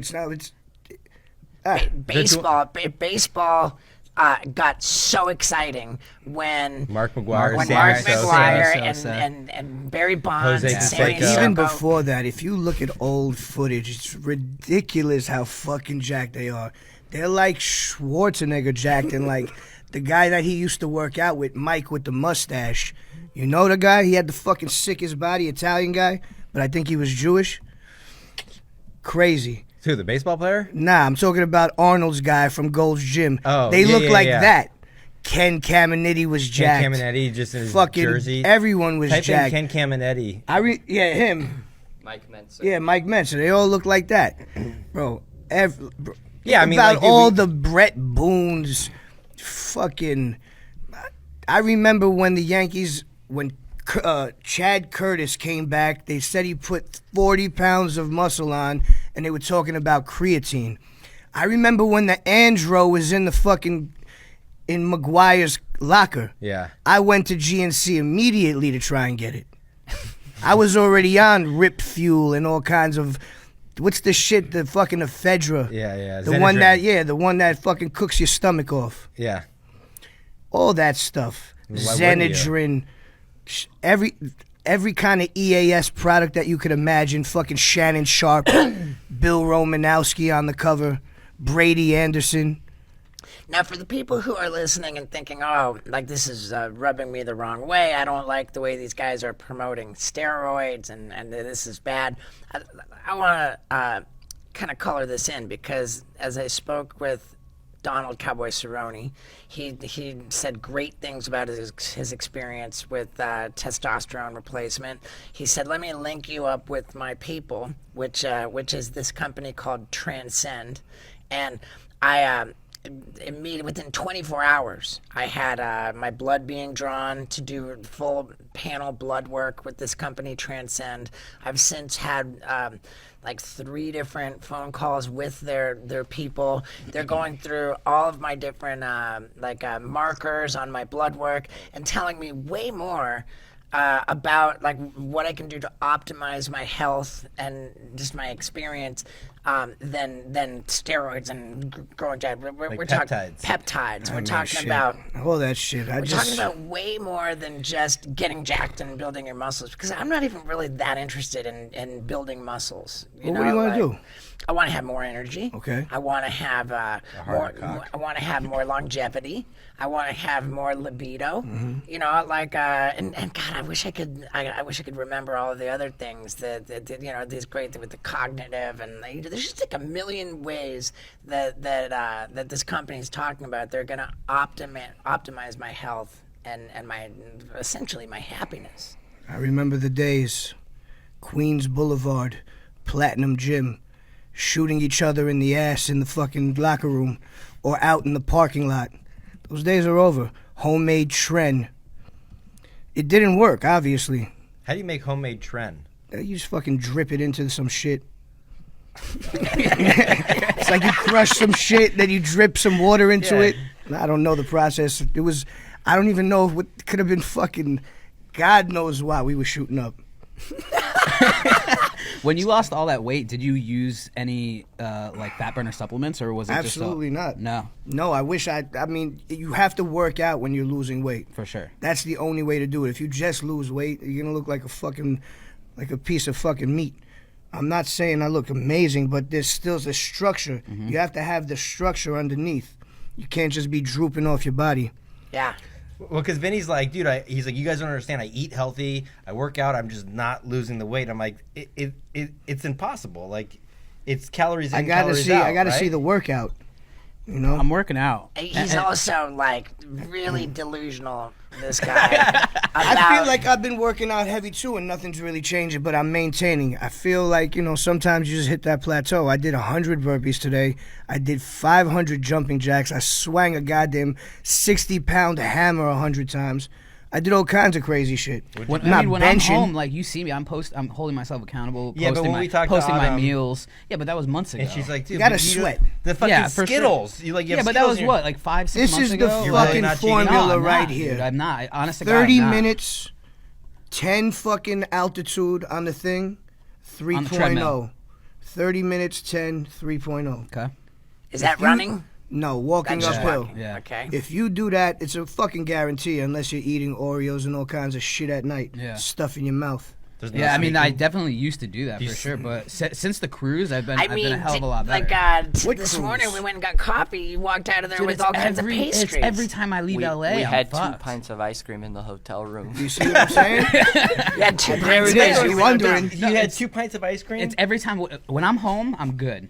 He's like, and "My I'm, diet's and I'm good." home for about a month at a time, and then we're off again. Okay, but just a moment ago you said no. I have not been cheating. No, at home. You gotta be purposely good. You have to be purposely good on the road. You have to make the road all about being good. Well, how do you do it? It's hard. I remember there was a tour I went on, the NBA leather tour, and I came back in better shape than I left, for sure. Every night I worked out in the morning, worked out an hour before the show while motherfuckers were on. Like live music, there's nothing like it to jazz you up. Plus I wanted to go out there soaked, because I was wearing something flimsy like this. I had an elbow brace on. I had a look, you know? You have to go out there warm. Can't just go out there cold. So an hour workout prior was every single night running. I had my man Stacks with me who was holding me accountable, making me run, do things, fucking hate myself for purchasing certain objects like a Pop-Tart. Yeah. Shouldn't have that. That's one of the Can't worst do things it. you could have is a fucking Pop-Tart. They're good. So what were you eating though when you were on tour? Like when you came back? Chicken, oats, oatmeal, chicken, vegetables, water. Yeah. Flour and sugar are drugs. Can't have them. Yeah, meat, vegetable, oats. No cheats. Hell no. No snacks. Nah. 3 meals a day. There was no an zero espresso. snacks. Espresso. Yeah. That's why I've been going strong since February 10th. And zero flour, the old zero refined sugar. If sugar exists in the top 5 ingredients of No anything, way. then it's no fly zone. And We know what to eat. You know what the hell Yeah. has sugar in it. right. You know what we can't have. And Right? Yeah. and For with the that most part. said, Of course. like all my veggies, I'm pouring the olive oil into the bowl. I'm tossing the veggies with the olive oil, and my lady's talking to me about, whoa, with the olive oil, like you're going crazy. And I'm like, hey, babe, people in Italy live forever. It's a valid point. If you want to live your best life, look to the people who are getting quality results. And let me tell you about the quality results that I'm getting with my butthole by using my bidet from Hello Tushy. This is the way to stop wiping your butt with dry toilet paper, which just smears poop around on your butt and leaves you pretty disgusting. With Hello Tushy, you got a bidet attached to your toilet, and you twist the knob, or if you've got the unbelievable Tushy Ace, you push the button and warm up the water and all the dude, it's so awesome, man. This is my favorite sponsor of the Wild Ride podcast, always has been. When I got this ranch in Tennessee, the very first thing I did was put Hello Tushy bidets on every single toilet. I had these bidets before I even had a cowboy hat, because when I get done taking a sloppy dump and I actually wash my butthole with my bidet from Hello Tushy, like, I'm fresh, I'm clean, I'm happy, I'm comfortable, and you need to be too. Plus, get this, just for this weekend, Memorial Weekend, they're giving up to 40% off their bidet attachments. I mean, come on. If you go to hellotushy.com, that's HELLOTUSHY.com, and use the promo code STEVO through May 28th, you can get up to 40% off your order. But if you're hearing this after May 28th, you can still get 10% off your order if you go to hellotushy.com and use the promo code STEVO. Stop wiping and start washing with bidets from hellotushy.com. Now let's get back to it. Because they pound olive oil. It's the Mediterranean diet. The olive is it was one of the only fruits that bear oil. It's one of the most unbelievable gifts we have on this earth. And I happen to have a fondness and a love for this lipid, Yeah. the lordly lipid. And so you're still putting out olive oil 4 times a year? No, 2. 2 times. Yeah, we just finished up a bottle, some gorgeous Sicilian stuff. I still have a couple in the studio. I'll bring some over next time. I should have brought some gifts. I'm sorry. No, dude, no worries. No, but I didn't know. I'm sorry. No, You but didn't know that I'm on the olive oil. Well, now I know, and I also think that you should go raw on olive oil. Don't cook with it only. Okay. Take a shot of it, like that much. I'm serious, in the morning. That'll energize you, because it's a sustainable fat. Okay. You know, it's going to fucking satiate you and make you feel really good in the morning. yeah, that what I was gonna say was I was looking at Tom Brady's diet, and he said he never cooks with olive oil. If he's gonna cook, he'll cook with coconut oil, and if he's gonna use olive oil, he'll drizzle it on salad or whatever, eating it raw. I think that's bullshit also. I wouldn't fucking cook with no coconut oil. That shit tastes disgusting. Like, I don't want all my food tasting like fucking coconut. That makes me fucking nauseous right now to even think about it. For real, like eggs and coconut is fucking whatever. But isn't it I like don't want healthy? it. No, I think you don't have to blast the oil. Low temperature cooking is still a thing. You could still fry egg and not fry your oil and fucking ruin it and still keep it beautiful. But you're not cooking with canola oil. Never. Vegetable You don't want oil? any like fucking no seed oils, no bullshit. I just use the freshest shit that we have. I'm a little spoiled in that sense, but I feel like I deserve it. So If you feel like you deserve it, you're gonna get this type of oil too. I deserve it. Yeah. You deserve it. My cousin made. You? I don't know. Forget about it. So, one thing I noticed recently, because I've been cooking all my own meals. You know, like it's my safest way to stay on my path is to make sure that I cook my own meals. And I noticed that when I got all my food and it's ready, and I put it on my plate, if the plate's cold, and that's killing my food because it's making my food cold. So now I'm right before my food gets ready, I put my plate in the microwave for 1 minute so that my plate comes out of the microwave hot. Then I put hot food on a hot plate. I like it. Yeah. Be careful with that. Put it on the stove in the same area. Just leave it in the warm area. You don't want to just get rid of the microwave also. Oh, wow. I thought that we were okay with microwaves. I don't know. From everything I've always heard, it Well, gives there's you a some quote. shit. There's a quote with you saying that you love microwaves. I don't love them. Not love. I used to love them. He said they're useful for certain things. They are like fucking 1 minute for rice and it's hot. Yeah. But other than that, that shit's kind of fucking makes the bagel hard if it's warm, you know? Okay, but here's the thing. I like my coffee super hot. Okay, so Burning? Yeah. So if my coffee is fresh out of the pot, just made of it, and it's good and hot, then I pour it in my thermos. Like Keeps it hot. If I'm gonna put my cream, I use half and half. Put a little half and half in there. Now the half and half has made my coffee less hot. So before I put my cream Tempering technique. Yeah, so before I put the cream in the coffee, I pour it into a mug and stick that in the microwave. So I got my cream is hot out of the microwave, and then I pour the hot cream into the hot coffee, keep everything hot. God. Fucking brilliance. This is Albert Einstein level shit. This is like you did the right thing. That's tempering. You wanna add liquids at the same temperature to things. Yeah. Wow. You don't want shit to scramble. If you would have added cold cream, it would have been a little. We might have gotten a consistency that you didn't pleasure. Right. The coffee that you, the espresso that you ordered, it was like, what was it called? Skim cortado with a touch of honey. What's a cortado? It has a little bit of fucking skim foam on it and it's a touch of milk in espresso Okay. to tame it down. I never heard I of should that. have had this in the morning and had a real man's espresso in the afternoon, but I didn't have any today, so I figured I'd have a delicious drink. This is your first caffeine of the day. No, my first coffee. I drink a lot of unsweetened yerbas. The yerba Okay. mates. Now I want to Unsweetened. Touch of cranberry juice and seltzer. Ooh. I want to call myself out. I want to acknowledge that I'm not a fan of the dairy industry. Like factory farming dairy to me is the most evil thing in the world. I And get all here my shit from the Amish. Wow, I gotta get in on this got you. because here Raw. Everything raw. I'm talking about using half and half cream in my coffee, but at the same time, I'm so mad at the dairy industry. So, like, what am I doing over here?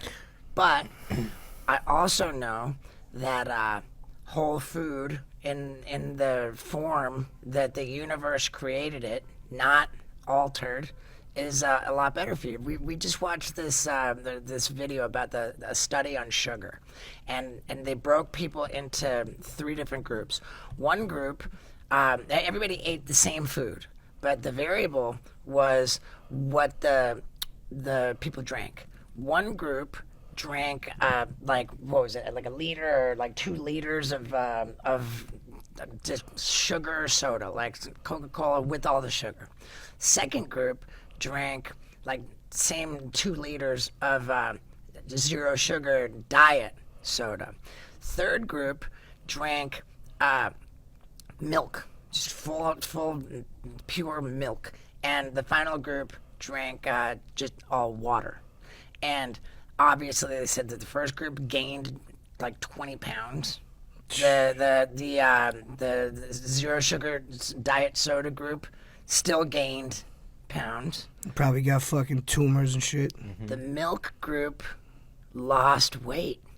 And so did, of course, the water people lost like a ton of weight.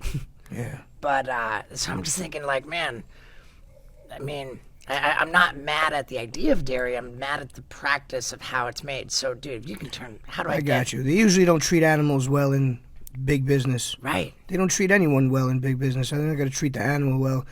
They run it through a maze. They pop it in the fucking head with some shit. They confuse it. How is that going to be good for you when it's Right. confused meat? Right, and I also subscribe to the idea that dying. I think everybody dies. Everything dies. Like dying's like something It's that's just fucking gonna happen. bullshit is what it is. Being dead has to be okay, or we're all screwed. Dying, I think, it's not as much. It's living. That's tough. Living is what you got to worry about. Having a bad life, and when these milking cows, like God, they're jammed into a space that's like barely longer than their body. They never get to walk anywhere. They're just constantly like just made pregnant over and over. Just milk to milk, and like the life of this milking cow is terrible. And I really want to figure out how to get my milk, my half and half dairy from a certified, Responsible. humane. Like There's a lot of fucking bigger problems than the milk in this fucking world. Okay. And I try not to think about it too much. You know what? I've got a ranch now. I got a farm. Why don't you get a I cow? want to get. I just decided right now we're getting cows. We're getting our own milk. Gotta fucking get a cow Isaac, and treat get a it really cow. nicely. Yeah, I'm gonna treat get it it. nice. I'm doing it. It just happened right now. Yeah, treat I'm a getting fucking milk animal from- nice, man. I treat my animals nicely. Yeah, what kind of animals you got? I just got a dog, beautiful one, Oh man, dogs. Gigi. Yeah. She's been with us for 10 years now. She's a gorgeous animal. We rescued her from Syria. Ah man, it's so damn much of a bummer that dogs don't live longer. My beautiful Wendy, you might be familiar with her. I've got this dog that I got from the streets of Peru. She might be 10 now. There's no way of telling how old she is. Maybe she's, I think, at least Same. 9. Yep, maybe same. 9 or 10. And she's a bigger dog. She acts older than she is, but she's strong. Yeah. Oh man, my sweet Wendy. Now that she's retired, living on this 44-acre ranch, just running around like I think. That's what her life was supposed to be about all this time. You just made it, you gave it meaning. Dude. You gave that dog's life meaning. It's like a fucking Disney movie. Yeah. And I appreciate that shit. Yeah. And dude, we're loading up on animals, man. We got 2 pigs, 4 goats. Charlotte's fucking web. Yeah. And dude, cows. Boom. Done. Get it over there. When are you getting a cow? I don't know. I think we gotta get the fence in first. But, we're gonna put in a fence. We're gonna get cows, and I'm gonna put creamer in the microwave straight out of the cow. Done. Nah, it'll be hot enough to put in the fucking thermos. Right out of the udder. Well, can't you get milk from your goats? Goat's milk? Now, That's even better. That makes you you're gonna be drinking a lot of goat milk on the fucking TR. On that fucking TT. All right. So I'm good with as much olive oil as I want to have. Yes. I've been maintaining my weight that I want to be at. Like I'm happy with it. I'm not going easy on my olive oil. No, I don't think that that's the thing you would have to ease up on. Good. Yeah. Good. I think that would be the thing you load up on. Nice. If you're easing up on everything else, that's just gonna do you right. Yeah. You see, Greek gods were drinking olive oil. Fucking Jesus, whoever, all these guys that were shredded was drinking olive oil. Yeah. And the lifespan, the longevity of these people in the Mediterranean. It's unbelievable. 148 years old, these people, and they're just walking around every morning, fucking picking flowers.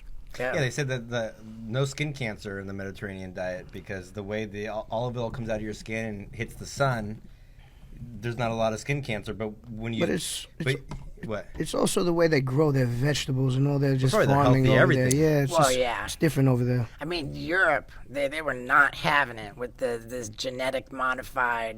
They never even got on that program, right? No, that Monsanto crap is getting. That's only peddled. America. I don't think they even know what that shit is. Yeah. Yeah, we went to Australia, or in New Zealand. The guy drove us to McDonald's, and I'm like, I'm not eating this shit. He's like, oh, it's not. We don't treat our cows this is all free range. It's kind of a different vibe, right? It's a different The vibe. McDonald's out of the country is kind of banging. Yeah. It's kind of fucking banging. Like, there's been McDonald's trips, like Amsterdam, for some reason, it's banging. Mm-hmm. I had Burger King in fucking Glasgow, and I wanted to fucking shoot myself right there. I don't know what the hell I was eating in the Burger King on the Whopper. It was a bad choice. Yeah. But Australia and New Zealand, they Australia, have good. man. They got, as soon as you land in New Zealand, the McDonald's is right there. Yeah. It's phenomenal. 5 stars. Yeah. And when you're on these trips, this is for production for your show. Fuck, that's delicious. Yeah. I mean, a lot of times, yeah. Or rapping, or a mixture. I like to piggyback things off each other so I have like the full maximum experience. Yeah, like Rogan will do the show on the Friday and then the fights on the Saturday Triple in that up, city. double up, triple up, Yeah. quadruple up. Well, you went to Australia and New Zealand with Eminem. Here's a deep thought for you. As far away from most of us as Australia and New Zealand are, it's just a click away on the internet. And with the internet, you can build an audience and you can make money selling things to your audience. And the gold standard for doing so is called Shopify.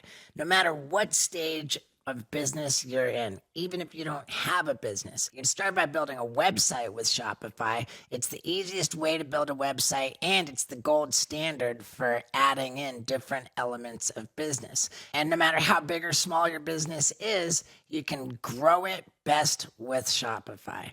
It is the gold standard, man. I tried a lot of websites before Shopify, and only when I got with Shopify did my business take off.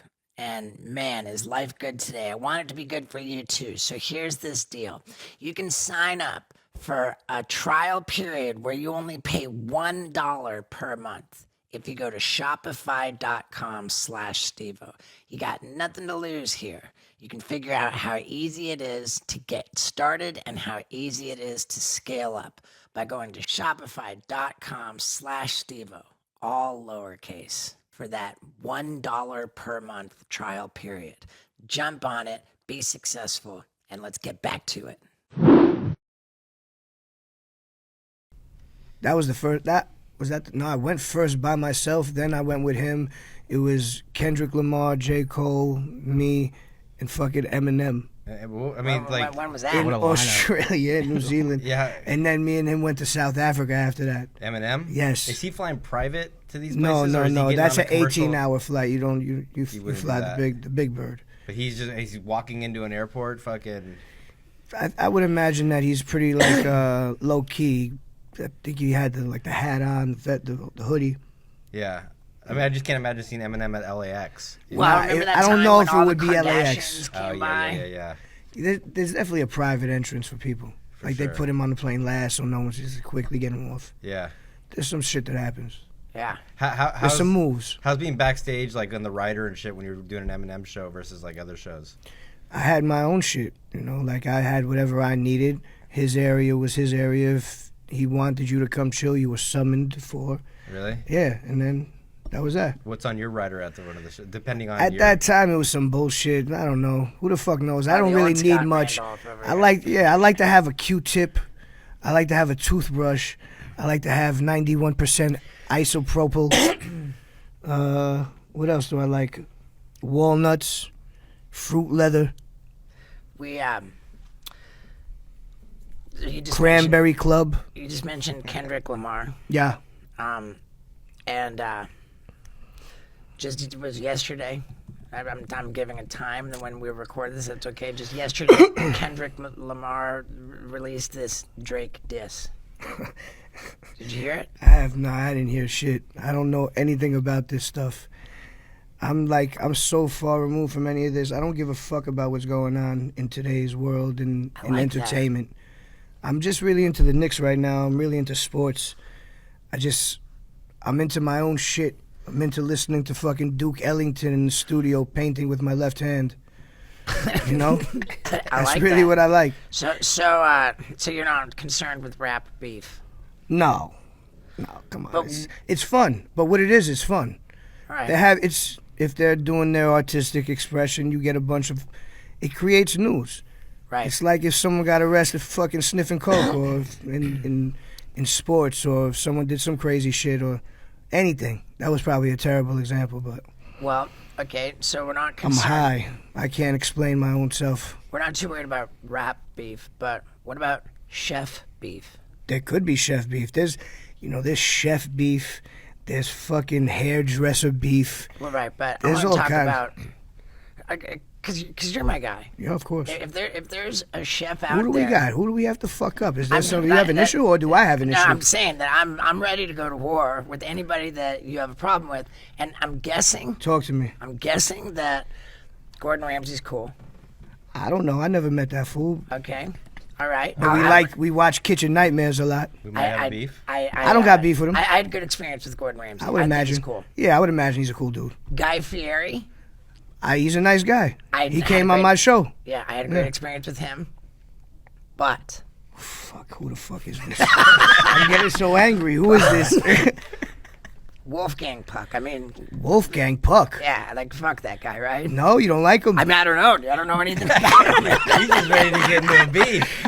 I had a wonderful experience with Wolfgang. You did? I did. Okay. We did some fucking very weird show together, and we kind of Okay. bonded. I think. I know absolutely nothing with the guy. I was just like you said. Try to start some shit with Wolfgang fucking Puck. Well, like you said. Listen, there- let me just tell you about this Wolfgang Puck. I just one of in Sopranos when fucking all of them are sitting around and Artie Bucco, his friend, comes in and Tony goes, "Oh, Wolfgang fuckface, what's up?" Right. I always love that line. I mean, it's like you said with the rappers. When they get into the beef, it creates attention. And it's good for business. And I thought maybe I would help out with some business. Look at him. Has there ever been He'll a chef? fucking bite you. He'll bite the fucking shit out of you. Look at it. It's like, that looks like Dr. Lecter right there. That looks like a young Anthony Hopkins in a fucking glass. Sure. Yeah. Has there been a chef that has like inspired your style of cooking, or that's somebody that you've looked up to?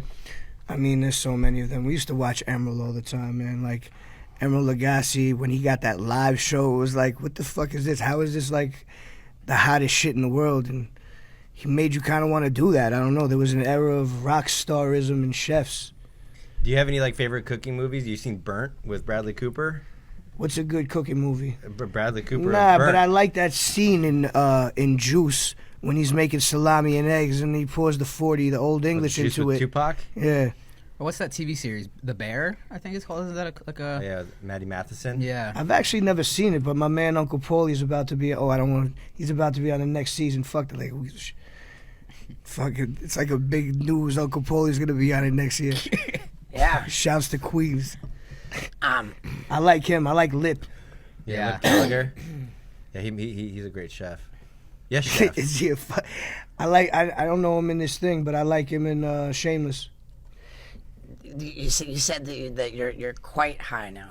Well, I'm just me Right. at this point in life. Right. It's Okay. like it's not high. I'm just fucking stoned. The guys were tickled by the name of your cannabis strain. What is it? I don't have one. Chandelier. Who the fuck said that? Ah, So there's I'm fake not news out there. associated with any strain of weed. I say- smoke hash only. oh, I don't even wow. smoke weed. So the internet has lied about They've you. lied. There's no affiliation with any weed strain whatsoever. Should there be? Well, can you do your own strain of hash? Well, you need the weed to do the hash, but I'm just a user Why just hash though? because Just more potent? It's more potent. It's cleaner. You talk about wanting it's olive oil of weed. Okay. It's I like that. pure extract. It's the extra virgin olive oil of the cannabis world. I made hash with the olive oil extractor thing. It's pretty much that. You use, it's like it's a cold process with just pure water and ice, no chemicals added, no sulfites. It's just a pure way. And then I take it and I do my little process to it that makes it perfect for me to taste. So you make wait your own a second. hash. So you're making your own hash. Well, I press it. Someone makes it, then they give it to me in the raw form. Then I take it and I take it to the next step, to where I need Wow. And you sprinkle it. You smoke it on a joint. You sprinkle it. it. No, with I have tobacco? all these pipes made by glass artists, Yeah, and you just smoking straight hash. straight up, pure, And- beautiful, like the most like. If you went to Noma and Chef Rene Redzepi gave this hash to you, it wouldn't be as good as what I'm smoking. It's like a Michelin star. you It's get. more than Michelin star. It's fucking Yokohama star, like it's better What's in- tires than Michelin ones. Yeah. Why is it Michelin star? There's better tires, Continental tires, all kinds of different tires. Yeah. Why has it got to be the Michelin star? Well, they Yeah. invented the book. Is it the same Michelin? Yeah, Scorpion tire, like there's good tires Yeah. out there. Well, because Toyo. Toyo, Yeah. the Those official are the sponsor of the UFC. and good for a Honda Civic. Yeah. Yeah. Yeah, Michelin came out with a guidebook to go to different restaurants to encourage people driving on their cars. It's true. I wonder when because you're a family guy, you know, you got your kids, you got your Yeah. wife. Like, is there a protocol for like where and when you'll be hitting this glass with the? There is a protocol in everything in my life right now. That's good. Actually, to be able to work, it's unbelievable to me. Like, it's just the juggling of time to do what I usually do. It just doesn't. I'm a fucking magician over here. Yeah. You know, because it's really all about the family, but the family, it all has to feed each other. So it's a juggling act. I love it.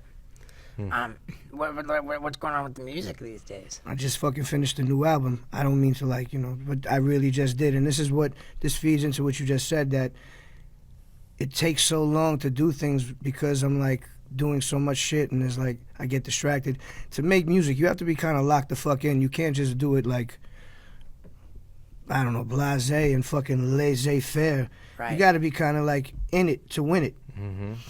And it took a minute to make all this shit, so I feel really proud, and it's finally gonna just be all me when I put it out. So All you meaning no features? no, not all features, just like all through me, my Oh, business, gotcha. nobody else's business. You know? Ah, Just okay, all my no big- label. No, just like all. I'm the label, just doing my own shit and just taking control of that aspect, and I just feel good about things now because it took so fucking long. How long did it take? It's been. I told myself last January, this month I'm gonna finish it, and then it's around now that I'm just getting it done. So are you going to tease a couple tracks, or are you going to put it all out at once? Yeah, we just did a video. I'm not gonna do like a traditional rollout. I'm just gonna fucking tease some shit, put some good stuff out, and just give it to you. It's like, fucking cares. Let's go. I Yeah. want you to hear this shit already, Yeah, but I'm gonna treat it nice. You gotta treat it the same way you want to be treated. I like it. And like when you're putting out music, is it the standard for releasing an album is to upload it on TuneCore? I'll probably use that shit as a person that does solo shit and like independent stuff. They're one of the probably best ones to use. I mean, 2011 I used it. Let's see what happens now. Right. I mean, That was the last time I used that shit. to peel back the curtain a little bit. I mean, for anybody who's getting their music from Spotify or from Apple Music or even YouTube Music, anywhere, like, still, it's just coming from TuneCore. It has to be loaded somewhere, as far as I know. It's loaded into TuneCore. Who the fuck and then, knows what they're even telling you? What do you mean low? I don't know what they're lying. Who knows what that even means? That's why it's some bullshit. Well, I don't even know what it means. No one really knows. Like, load. What does that mean? when you Loading. upload, and then Why? so that it exists, and then it gets disseminated to all of these different streaming platforms. Why is this the only thing that could distribute it? Why couldn't you do that solely? I mean, it's a great question.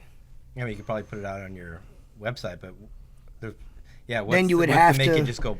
Yeah, then you would have to get it distributed in some capacity. Right. The internet, I remember when it was just rotten.com, man. It's just like, I miss Yeah. those days. Rotten.com, man. Napster. Napster, oof. So much Napster. So many good things came from Napster. Yeah. Weird freestyles and all kinds of shit. So do you have a specific time in mind for when this album is going to drop? Next couple months. Next couple months. Yeah, a month or two. Um, Get it all ready to go. Probably before, sometime in June. Okay. Good. And with touring, is that going to be something that's coordinated with the album, or you just book tour dates? Yeah, I'm always touring. I'm always doing dates here and there, but there will be some sort of culmination tour of this album Yeah. at some point.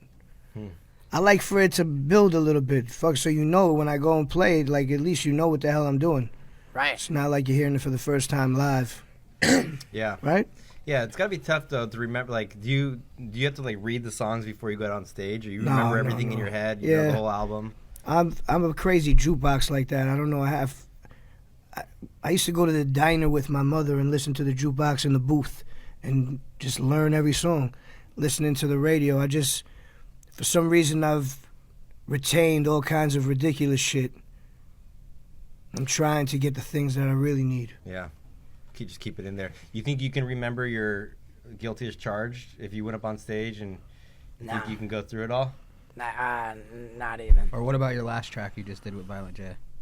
Oh, he's talking about I'm talking about his comedy. comedy special, but He's like talking about comedy. Yeah. With, For some reason, I was thinking Hard, yeah, I don't hard know. as a Like Rock. once you get removed from it, man, I don't. When you do comedy, is it kind of like a song where you have it like written out like piece by piece? Or is it kind of like you take it off the cuff sometimes? Not written out as much, but it's it becomes it's like a routine. Yeah. You know, so it's not that it's written out. You know, you'll go out there and you'll tell the story with the jokes and then when you'll go out there and do it again, it's going to evolve every time you do it. Of course. But you're going to have a familiarity in the routine. Absolutely.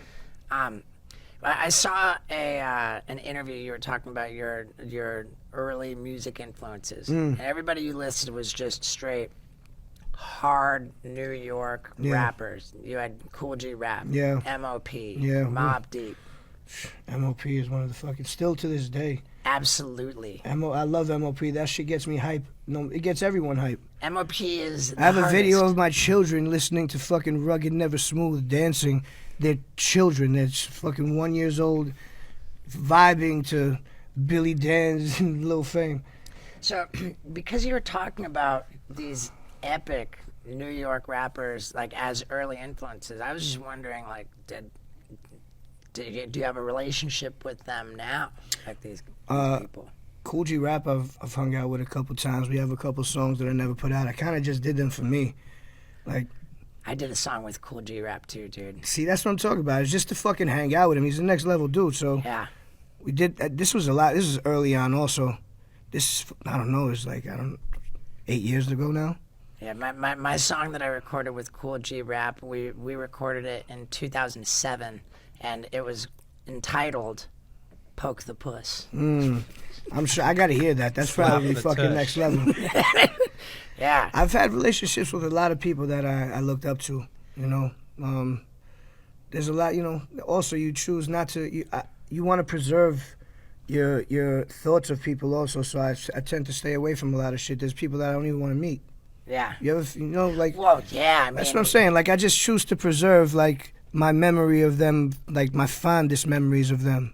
there are examples of people I can think of who I just thought were the greatest people, and then there's mysterious, like a mystery. They were mysterious people, and then along comes the social media era, and these people who I thought were so great, and then you see them what they're putting on social media, and it's like, oh. Why did I see that? Why did social media reveal this person to be not somebody who I would idolize? Twitter, when you start saying shit that you feel to some fucking whoever the fuck, like, what are you doing? Just shut the fuck up. Like, why do you have to go to your phone with your thought? For what? Right. So you could be fucking chastised and all this other dumb shit and have to answer to things, especially if you say some dumbass shit. What do you think? No one's gonna flip it? Even if you say something remotely gentle, or anything could be taken in the wrong aspect. Could be taken in the wrong way. And sadly, it's probably Just more. stay the fuck away from that shit. The bigger problem is probably that it's so easy to rub me the wrong way. Yeah. Well, Now I'm a very finicky guy. you see one thing, I'm done with this motherfucker. Right. I feel you. Like how often? Let me ask you this: How often have you seen somebody say something about like they post something on their social media about like, man, put away your phone. Like, why not experience the life? And I'm like, you're really sitting here shitting on social media, you stupid asshole. Yeah. Why we do that? I don't know. It happens all the time. Yeah, It's or not it really rare. does. It's not rare. Or like meeting Vanilla Ice for the first time. I try not to follow friends, or like I follow them, but I don't even like look at their shit, or I don't like look at people's shit that I like. Yeah. Just keep scrolling, look at fucking Bleacher Report, look at fucking Of course. MMA shit, look at whatever. Yeah, dude. Do you have like I personally out of all the MMA media, like the YouTube channels, there's a bunch of them with daily MMA news, and to me, one of them rises above the rest. It's called Full Mount MMA. I'm waiting for them to shout me out because I give them love so often. I do not ever miss a daily upload Every day from about them. Full Mount I MMA. love it. Yeah. I'm watching Chael a lot because Chael's very entertaining, and he yells, and he has a very he comes from yell. he's like that older guy in the room just telling you old stories. I like to listen to shit like that. Yeah, he's very articulate. Yeah, no, he is. He's incredible. Check and he this always out. has very interesting Takes. Yeah, always has crazy takes. It was in Madison Square Garden. I like at the fight Alex Pereira against Is he? Yeah, against Yuri. I'll guess Yeri. Yeah, recent. Yeah. November. And I'm there. I introduce my lady to Chael, Mm-hmm. and I say, "Yo, Chael, man, I love your YouTube videos. I'm watching them, and then like while I'm watching your YouTube videos, my lady, she says, 'Why is he yelling at me?'" And my girl's face is like bright red. She's like, "Why did you say that? Why did you?" I'm like, "Because it's funny, honey." And he said that he acknowledged, he's a passionate guy. Yeah, he is. He talks with authority. Is he still running for governor of Oregon? I know he was doing that. What the fuck does the governor do? I don't know. Exactly. Runs I know Oregon. that. What's that? That guy from London and from Snatch. He's the governor, He's right? like, hey, governor. Yeah. Are you still bodyboarding? Absolutely. How often do you go? In my mind. In my mind. I haven't been there in a minute, honestly. I told myself until I get into better shape, I'm not going to allow myself in the water. Oh, really? Yeah, so I'm just practicing all the moves. I have like a little setup at the studio where I work out and I do my thing. I put the board on like a ball. And I practice my dexterity and my elbow placement. Yeah, you should probably get the Apple Vision Pro. They probably have something cool there. That's It's like a too much, workout. man. That's too much. It's like getting I in get there. fucking vertigo when that shit's on me. I don't like get- shit like that. I get nauseous. Oh yeah, that's a fucking big hammer. That's the hammer I spoke of earlier. What is that working out? I mean, that's everything. Wow. That's literally like That's Thor shit right that's there. barbarian work. Just to be able to pendulum and be able to hold like that's 65 pounds in your hand like that and just swing it at will. How long do you do that for? Hours. Really? Months. Nah, I try to get like with that heavy. I try to get like 500 swings. No kidding. Yeah. Vinny, I can see you doing shit like that. Down to try it. Yo, listen, bench pressing and shit and all that other stuff is fun. So all that stuff, it's good to mix that type of thing in. Yeah, what's up with those New Balances? Oh, on they're the right coming. there? They're Oh, coming. those yeah. blue ones are Yeah, fire. let's The talk white about ones are coming. The blue ones are coming. Yeah. New Balance. Those are, Oh, those yeah. are the That's all I sickest. wear. Well, then you're gonna fucking be up on these. I'll tell you that. That's it for sure. Those are the new baklava rose waters right there. Yeah, dude, those are the sickest. Those are nice, right? Nice athletic mesh with some clear TPU and And they're pretty light reflective. too, right? They're very light. Yeah. They're good cross trainers. What's These are anticipated in May. What are you wearing now? Well, these are Merrells. I like these. These are like a rugged boot for Yeah. when I'm in the city. I like to like fucking do things in boot That's good. just to get a different feel on the foot. But those. Yeah. Yeah, What other colorways those are are there? coming in June. There's another Friends and Family yellow colorway right there. Our boy Cheeto Vera, Oh, yeah. we had him on the podcast. He was wearing your shoes. Oh yeah, that's my guy. Yep. That's my man's right there. Yeah, big shout out to our boy Scorpio. Cheeto. Those are just friends and family. Yeah. They're gonna be rare. There's gonna be like 1,000 pairs of those. You got a lot of friends and family. Well, we're gonna fucking sell them to some of them. Yeah. Could I be a friend and family? You can. Okay. Like the relationship you have with Cheeto Vera. Look at that fucking thing that I'm swinging. Where? Up, left, right there, left, that. Look at that fucking thing. Single hand fucking 18 kg gada.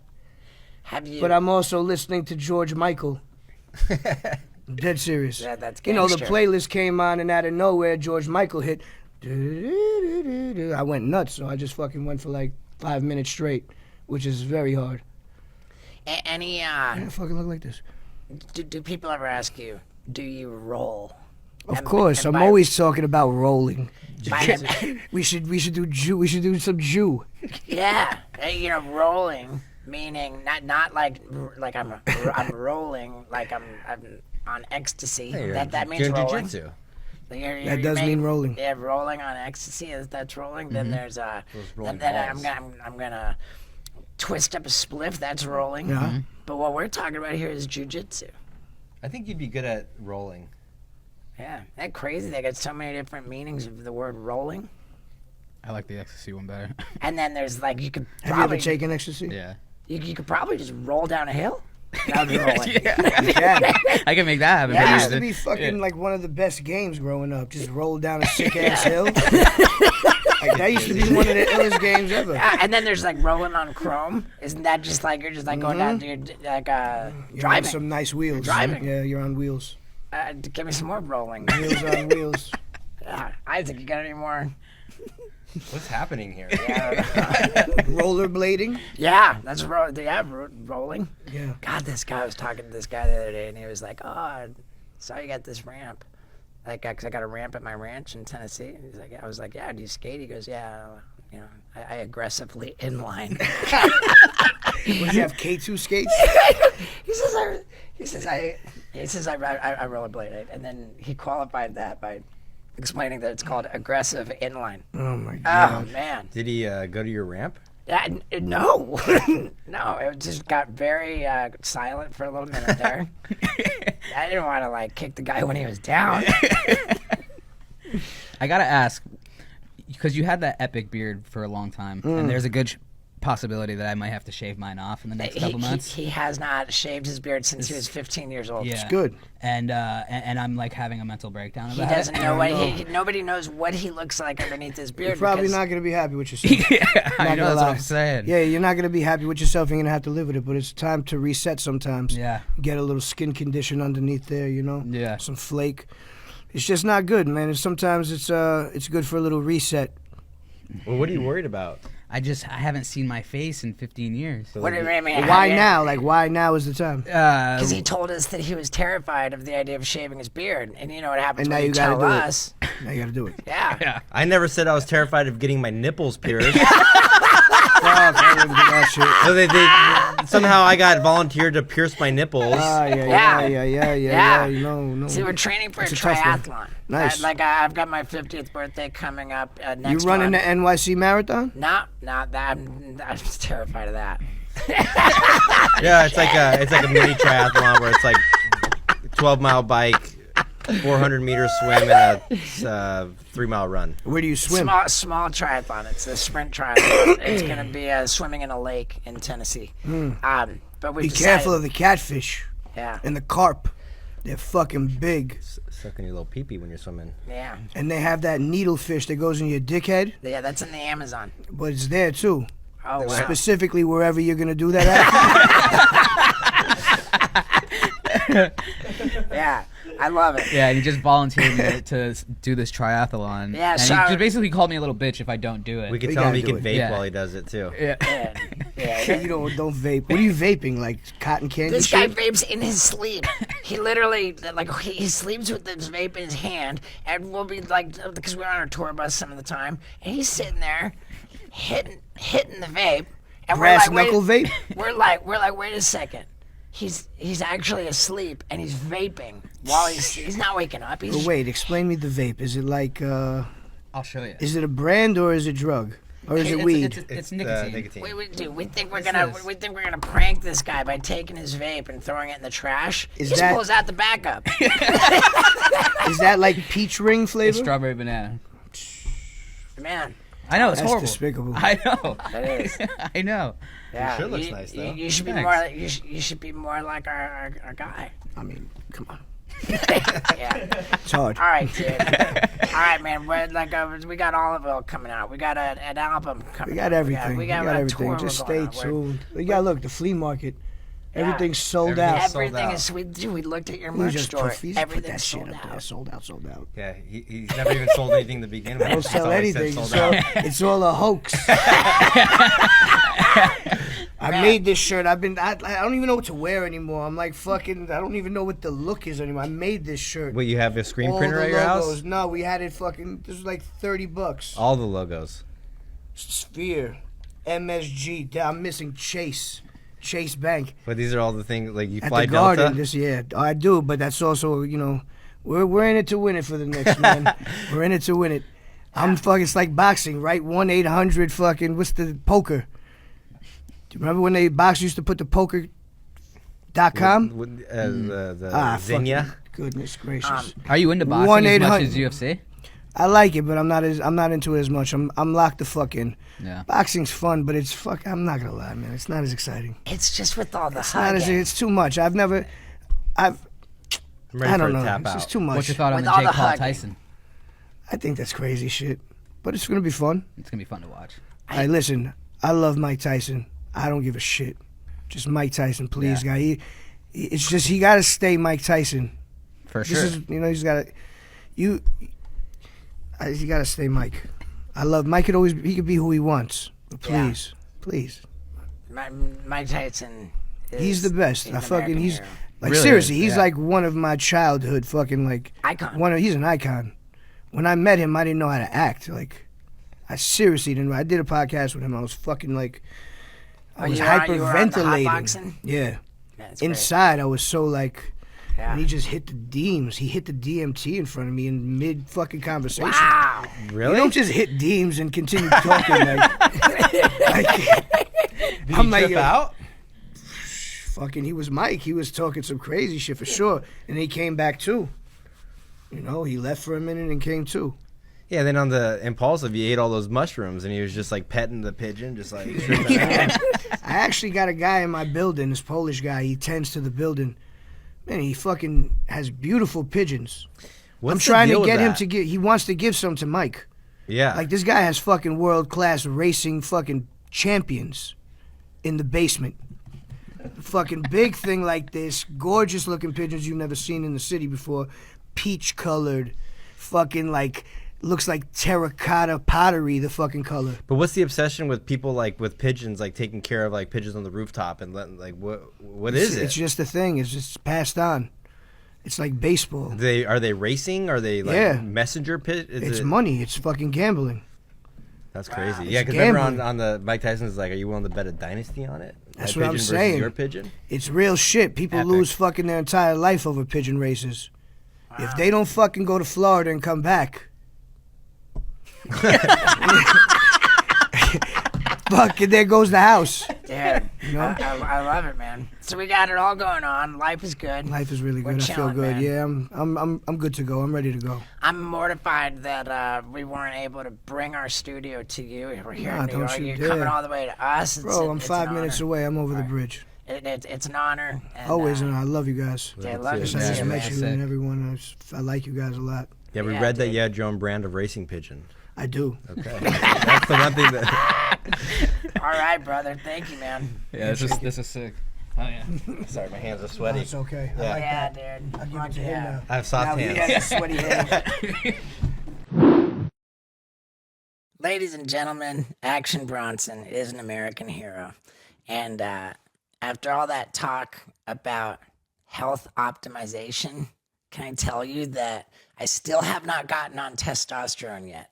I'm waiting for obvious reasons, but I have gotten on peptides.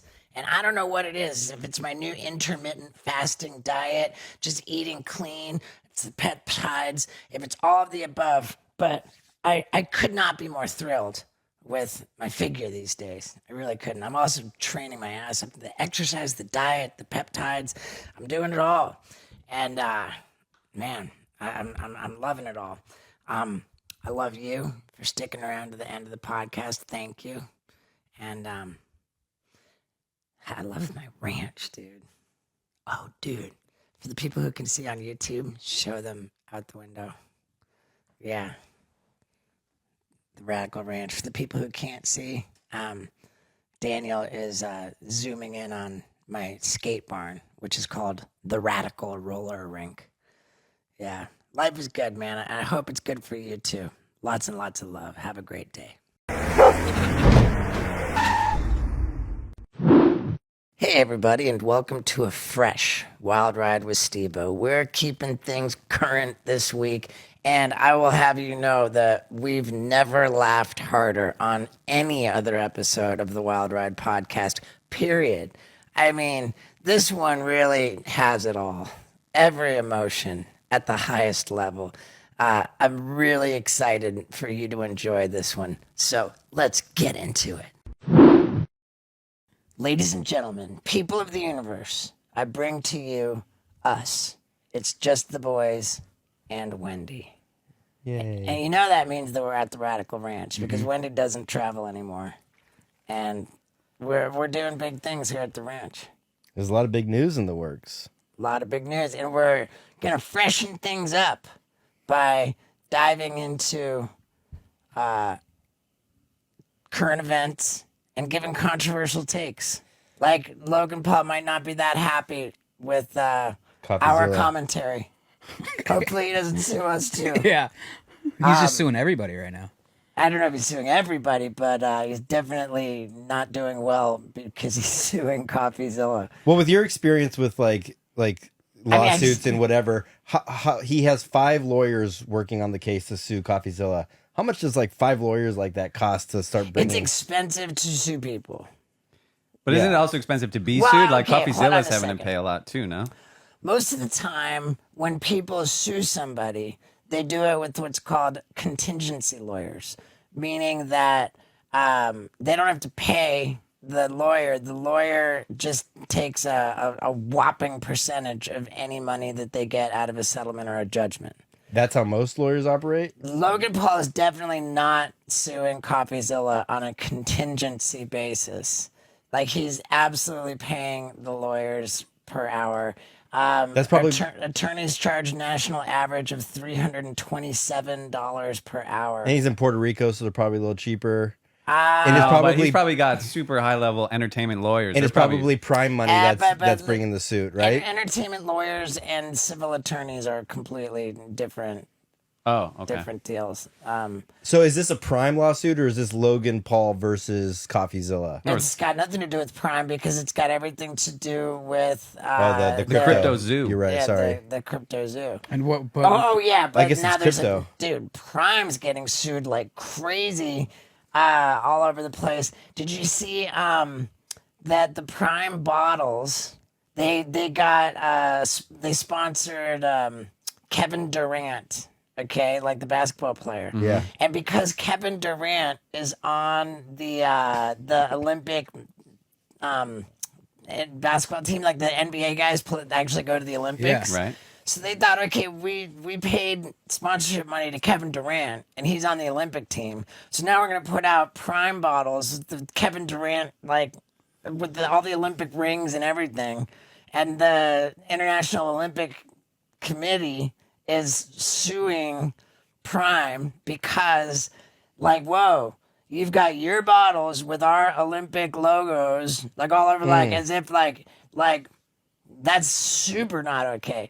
Because the Olympics, all of their money that they and they need a ton of money for all the uniforms and all the all the everything, and it all comes from you got to pay to put the Olympic logos on stuff. Well, what about and Prime paid Kevin Durant. Prime did not pay the Olympics. So, like, their exposure in that lawsuit is like pretty major. Well, what about like? Did you see Snoop Dogg giving away the rings? It's like a thing. Look up Snoop Dogg's. It's him blowing Olympic rings up in the air. I guess he had these pins that he's giving out to people. Wait, hold on a second. Like Snoop Dogg's smoking weed and blowing Olympic rings? Yeah, look up. Way, go to man. the image. Snoop Dogg's like a commentator for the Olympics, right? This year? I mean, if you're going to have somebody light the Olympic torch. Yeah, look at that. Oh, okay. Well, that... But I guess that's not technically copyrighted Olympic rings, but like it Okay, I mean, that's... It doesn't really look. It looks more like Stevie Wonder than Snoop Dogg. Am I wrong? Like, if I just saw that, I'd be like, "That's Stevie Wonder singing about the Olympics." You know? I mean, It's like, ooh, sign, seal, deliver. That's what I see. That's what I hear when I see that. Oh man, Paul Brisky on fire again, man. Dude. So the Prime lawsuit with the how much are they paying Kevin Durant? And now there's the Olympics is suing Prime. Then there's like who? There's The kids suing because like isn't there caffeine in Prime, and so kids are pounding Prime, and then there's like a lot of caffeine for kids. Yeah, but I think there's an age limit on those cans. Like it says like must be. They all don't have caffeine. No, not all Prime has caffeine. Yeah, I mean, dude, it's crazy. Like, Have you ever drank Prime? It's like so. I thought it was like a health drink. It's like sugary. It's like Kool-Aid. Oh, isn't it? It has a couple grams of sugar. Now, there's been a bunch of articles as well. It's like the rise and fall of Logan Paul's Prime energy drink. There's all these articles online suggesting that Prime is like not doing well just as a company, and I don't. $67 million lawsuit alleging Prime maker Congo Brands backed out of deal. How much are they paying Kevin Durant? Do you know how much that deal is? We're just backing on. I would guess it'd be like a $15 million deal with Kevin Durant. I mean, maybe the company blew up so fast. They probably made so much money. Maybe they just kind of grew too fast, like a bubble. Dude, I drove cross country from LA to Tennessee, and like every semi truck I saw was a Prime semi truck. Like I couldn't even believe it. Yeah, I mean, like just an ad, or it was carrying Prime. I mean, it was like it wasn't an ad. I mean, runs on Prime. It was a Prime it seemed truck. to be like trucks full of Prime were all over this country. Kevin Durant. I mean, dude, who don't they sponsor? Isn't Kevin Durant past his prime? How long has he been in the NBA for? Dude. I mean, at least a decade, no? Hasn't LeBron been in for like 20 years? I mean, what's the lifespan? Maybe. LeBron's playing, isn't his kid now Yeah, in, his kid in the NBA? Yeah, with the Lakers too. Wow. Which is, I think it's the first time ever a father-son on the same team in the NBA. God, it's like some Ken Griffey Jr. shit. Yeah. Wow. All right, so what else? Oh, there was LeBron and Bronny. Yeah. Bronny, That yeah. never happened before. Never Father happened before. and son. Are they both playing? Yeah, I think so. Are they? Yeah. Is that, I don't know. You just said it, actually. Vinny just told me 2 seconds ago. nepotism, right? I mean, I don't know. I mean, he's got to be good at basketball. Or did he go and say, like, I just quit because unless you he's sign my LeBron's kid? son. Because I heard a thing LeBron was saying, like, I'm not going to retire until I can play on the court with my son.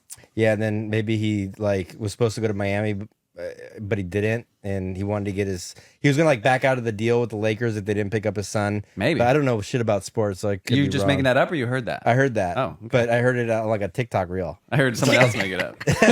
so I don't know if it's real or not. But dude, LeBron James is a billionaire, right? For Like, sure. yeah, think? of course. Do you think he has Yeah, more I money guess than Jordan?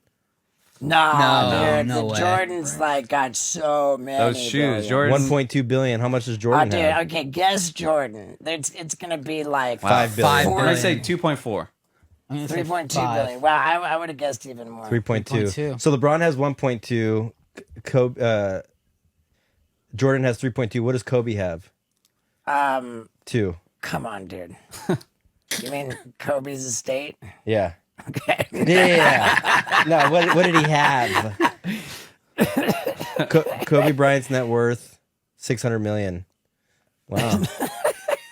At the time of it, at the time of his Damn. death, 600. Sorry. He's on a I downward mean, spiral. what does Kobe's estate have? What did they fight over? Yeah, 600. What's Michael? I mean, that's the 600 million. what's right? Michael Jackson's estate worth? What would you Dude, guess? isn't it crazy? Michael Jackson's like in debt, like hundreds of millions, huh? 36 million. Did you hear the thing of Graceland? Of Yeah. but like not Fraud. paying taxes. No. And Vanilla Ice was talking about this because you know he has properties all over the place. Well, if Vanilla Ice said it, No, you no, no. know it's true. If you bury somebody on your property, it becomes a burial site, and you don't need to pay property tax. And if you're going to go and bury a big ass log in your toilet and then wipe your butthole with toilet paper, then you're going to pay tax in the way of a dirty, probably disgusting, and itchy butthole.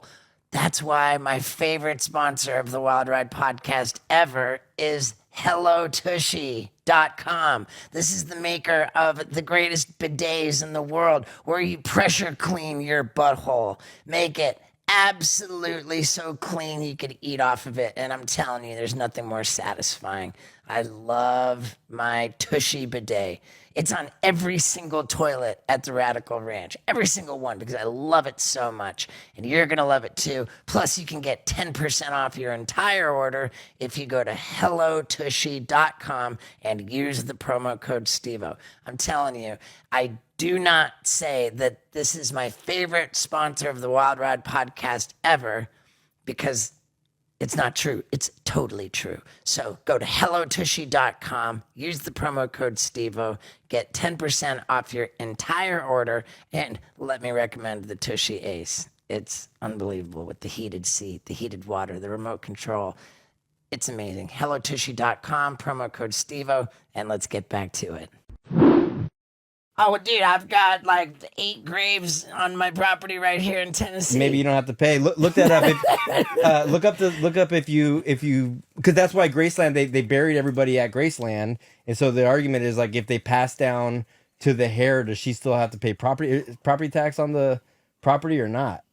It's like Graceland a weird, is Elvis's place. Yeah. Right. Yeah. It's legitimate to bury a family member on your property to avoid having to pay state taxes for the home. No, while it's true, all states exempt cemeteries from local property taxes. Simply burying a family member on your principal resident property does not exempt it. But dude, I've got like a bunch of people that are not my family members, like straight up buried on my property in Tennessee. You've never looked at see who they were? You should probably clarify the property came with. Oh, yeah. I got 6 bodies out back. Yeah, Isaac says you should probably clarify that no, these are like Civil War era grave sites, I think. Dude, What great was Civil YouTube War? video digging up bodies in my yard. Holy, that'd be No, disrespectful. dude. You should clean them and like say a prayer for them. He's and, trying like, to get me burned like Logan Paul. yeah, you've never. They don't have names on them, or they don't have anything. I mean, like I've never gotten up close to the tombstones, but like a bunch of like you guys have, right? And like This is the first time I'm hearing about it. Yeah, I don't know how close I've been. No, because there's like thorny tombstones. bushes around it and stuff. It's like tough to make out. You can tell that there are like the words engraved on the tombstones, like dates, names, whatever. But they're just too old to be able to read it. Did they tell you about him before you bought the place? I can't remember. Yeah, I mean, he was chopping wood, and I was like, "Oh shit, you have like headstones here," and he's like, "Oh, how about that?" And he just turned back around and chopped wood. Like, dude, you aren't interested. Like, I would want to know about these people. Yeah. I would want to clean their graves out of respect, lay some flowers down. Definitely want to be respectful. Like nothing I'm saying about the grave sites on my property is intended to be disrespectful. No, not at all. I'm grateful. For sure. You never see any ghosts in the hills when you're by yourself? Nope. Do you believe in ghosts? Do I believe in ghosts? I believe in spiritual entities. Yeah, I believe in ghosts. I've been. What about Sasquatch? Nah, I'm not big on Sasquatch. There's a Survivor Man, Les, that guy who films his own. Les Shroud or something like that. Look up his YouTube channel. He does a Sasquatch Chronicles, and he said one time he was out filming a show, and he was he's like, we had to cut to a commercial break or did something, and he's like, I came back and acted like it was fine, but he's like, what really happened to me this one time was, if you scroll down, it's the Sasquatch Chronicles. You'll see them. I listen to these every night. But what, he's filming a show where they're trying to find Sasquatch? No, he's filming a show, just Survivor Man, and he said as clear as day, I was sitting there in the woods. Maybe he was even in Tennessee, and he was like, as clear as day in my brain, these voices came to me and said, if you want to know about us, stay the night. And he's like, it was as clear as day in my head. And then he's like, I felt the urge to look over to my left, and there's 2 Sasquatch, a father and a son, in the distance. And he's like, I can't do this. I can't stay here. And he left. And he's like, ever since then, he had this like urge to like find Sasquatch. So he has people that come on a show with Sasquatch and talk about their encounters with like Sasquatch. And some of these people are old, like, police chiefs, and talk about. So Sasquatch has telepathy? They don't know. They're like, they think that they're. To type in Sasquatch Chronicles. Type in Harry and the Hendersons.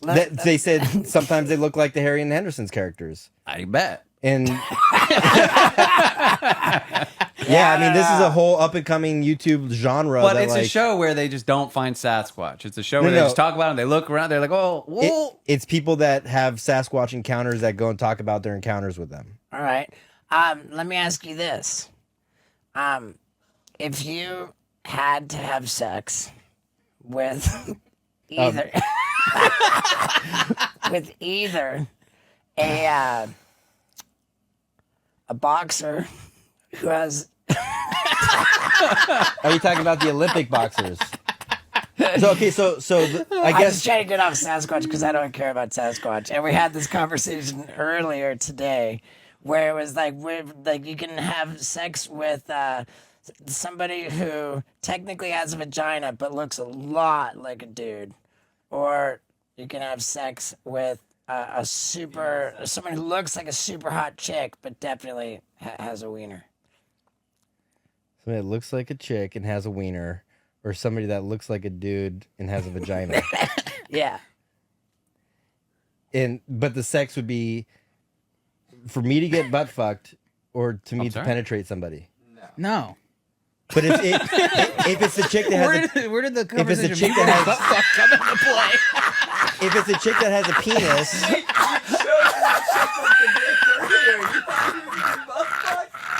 The whole time you were thinking you're getting fucked? well, how else am I gonna have sex? Think about it. What the fuck? How else am I gonna have sex? How do gay people have sex? Butt fucking. Okay. Yeah. What the hell?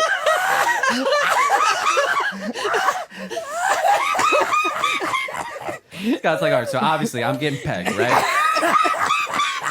Yeah. Do I want a girl to peg me with a vagina? Or do I want to? So which one's fucking?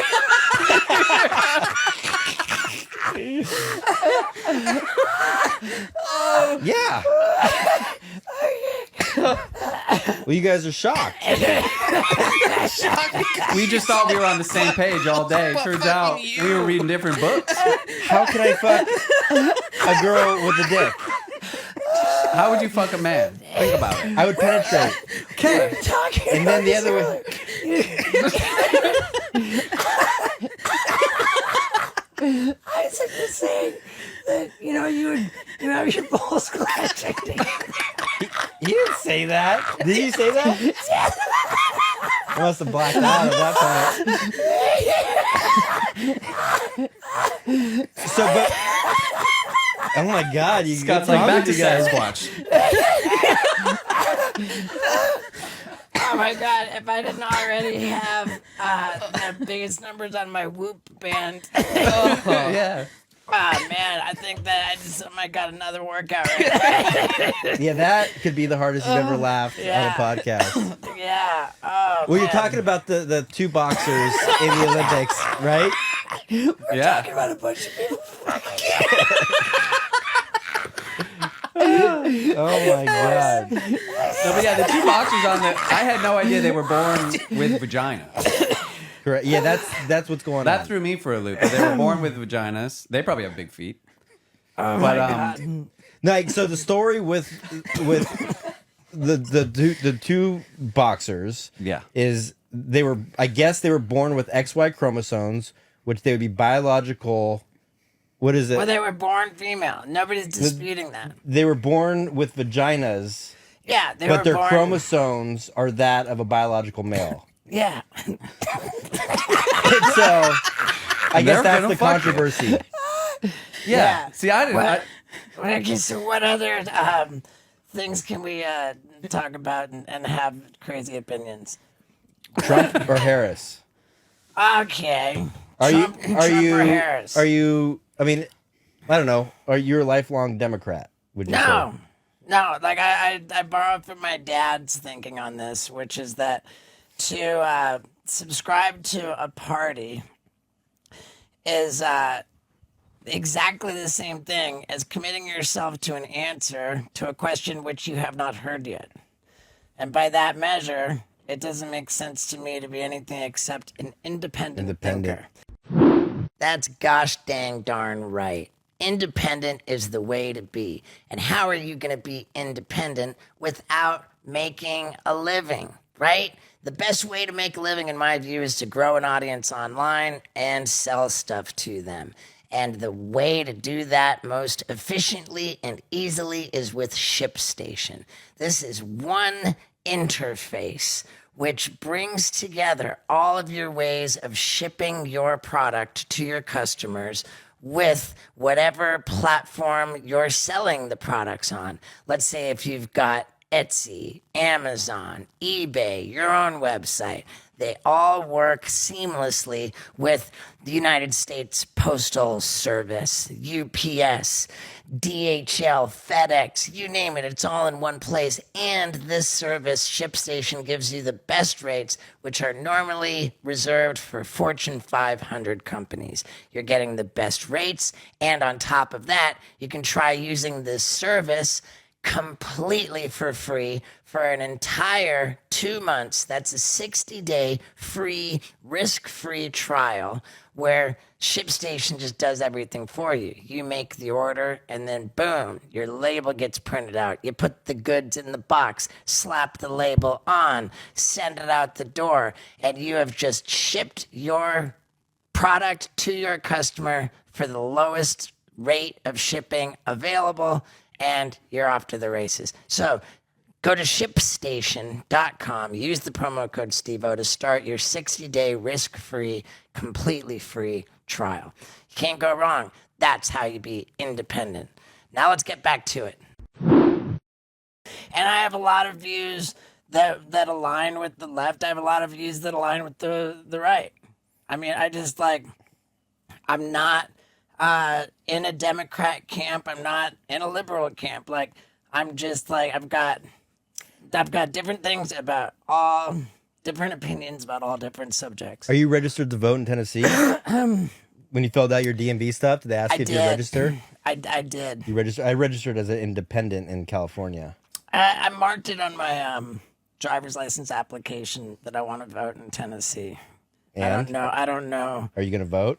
Because I think your vote matters in Tennessee versus like in California. You know it what doesn't I really thought matter. about this? I've seen a bunch of people saying like, keep your California out of my Tennessee, like as if like I'm coming here to like disrupt politics. Like I'm not political.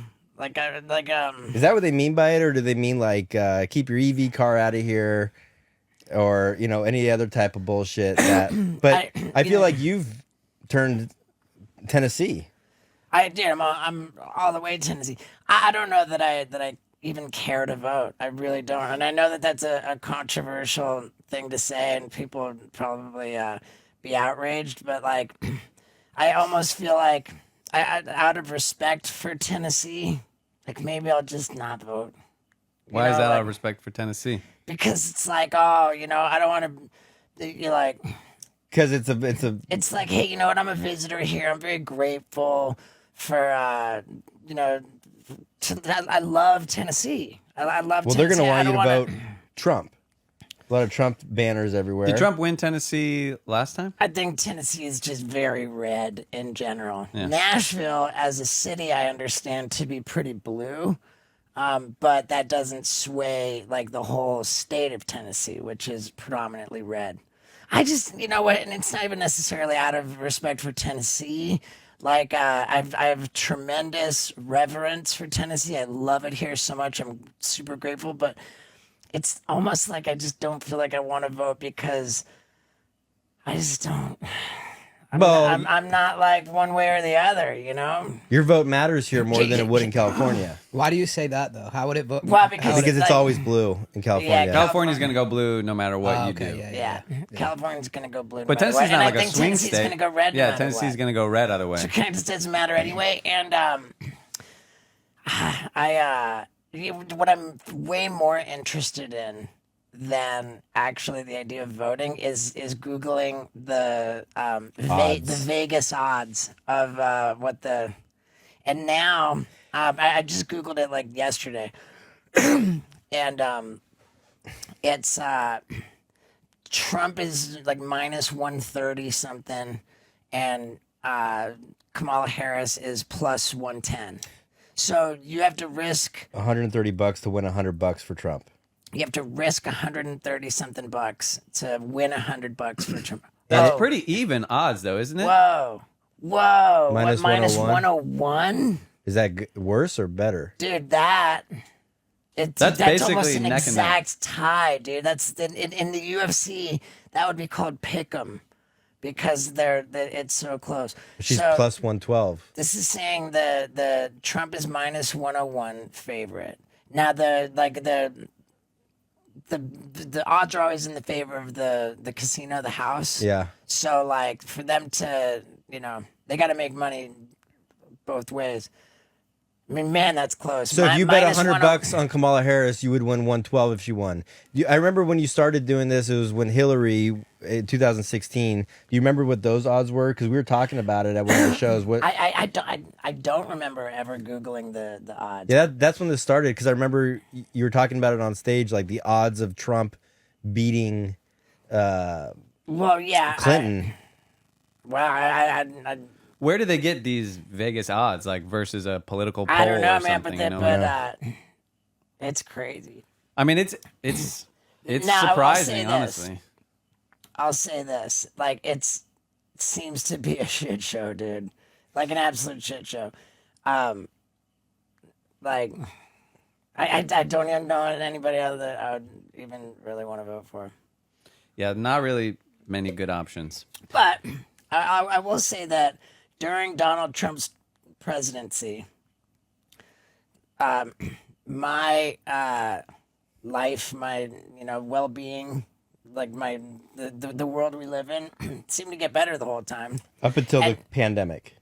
And then during the Biden presidency, like everyone seems to be like, Well, everything's inflation gone and gas super prices. downhill. And you see that kid that went to on Amazon to like rebuy groceries that he did like his 4 years Walmart ago. cart, yeah. And what was it? It was like $130 It was, like 4 years it ago. was 4 times. It was the amount. $400. Yeah.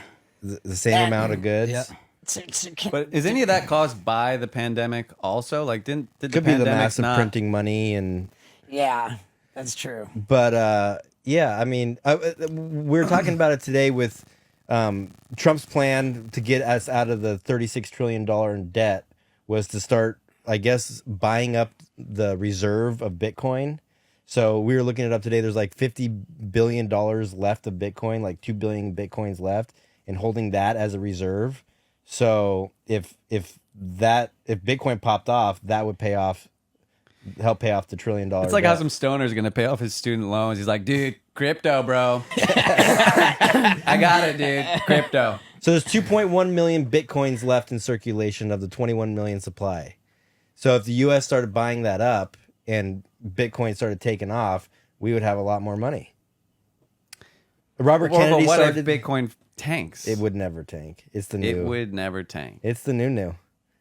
I mean, I don't know. And what happens to Bitcoin when it's all been sold? Does the value go up now because it's like less available? Like supply and demand. Supply and There's demand. no You got to supply be buying left. it from someone who's selling it. And the way I look at it is that everything's going digital, right? So like Wait, what does mining a Bitcoin mean? it means like the computers are looking for bits and pieces of transactions or something like that of like it's Just more say or you don't less know. the truth.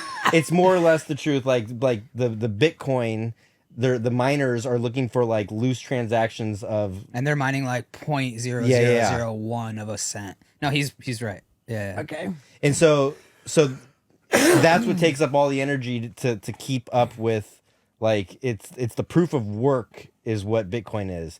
But you have something like Cardano, which is proof of stake. So the whole network is powered by taking your crypto and staking it into the blockchain. And so it uses less energy. So that's people are shifting over to the proof of stake concept. All right. So it's better for the environment to go proof of stake versus proof of work. But Now, the stock market is just super collapsing right now. Like the Dow fell 1,000 points. The Dow fell. yeah, Like how many points is the Dow? was it 5,300, 5,200? So the stock market fell by 20%. Seems like a lot. Well, it went from 56 down to like 5,000. Now, why do you think that is? Because of the upcoming look at election? the S&P 500. I mean, how down? Just Google this. How down is the stock market? So it's 5,200. But is that what it is? Because it also looks like. Well, that's look at the days. Does the stock market goes down, Bitcoin goes up? Is Bitcoin? No, like, Bitcoin goes went down down with too. it. Yeah. What yeah. did gold do? Gold, kind of doing the same thing. Yeah, I mean, I don't know. All right, what other controversial, juicy topics are we getting into? We talking about Bill Maher and the Hawk Tuah girl? Oh, yeah. Yeah. So what happened? He had her on his club random. Well, first he was a douche. I think she's cute. She did great on there. Like she has a good personality. I think she has the it factor. I've seen her on Clearly. a couple different podcasts, and I'm like, oh, she's got something. For sure.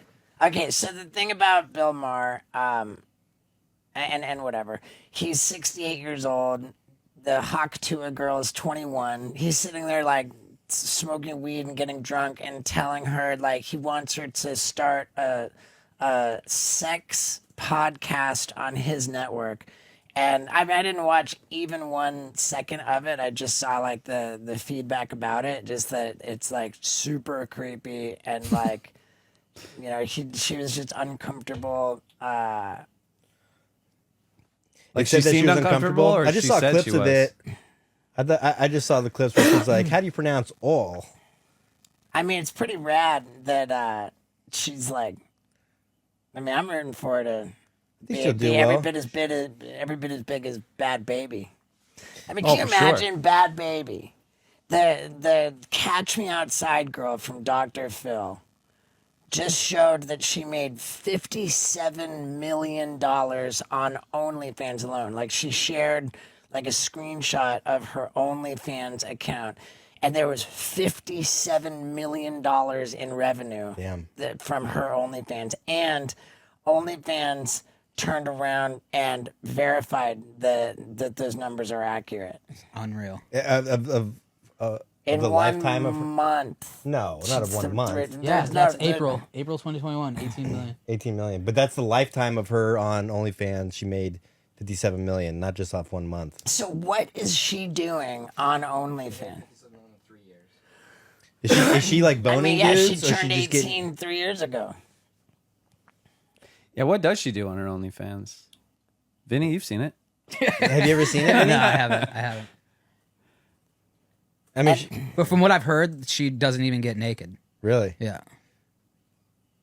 Well, I mean, power to her. But the Hawk Tuah girl is like more endearing. Like people like are more into her. Like Catch Me Outside was kind of like people were against her at first because she was just kind of this like bitchy little girl on Dr. Phil. But Hawk Tuah girl, like She's she's this, like so wholesome. Yeah. Yet, She's like like, Christian. kinda She's against the rowdy. whole OnlyFans. She said she'll never make one. she lives pretty close to this location. Yeah, Should have her down to the ranch. I mean, dude, I'm absolutely rooting for the Hawk Tuah girl.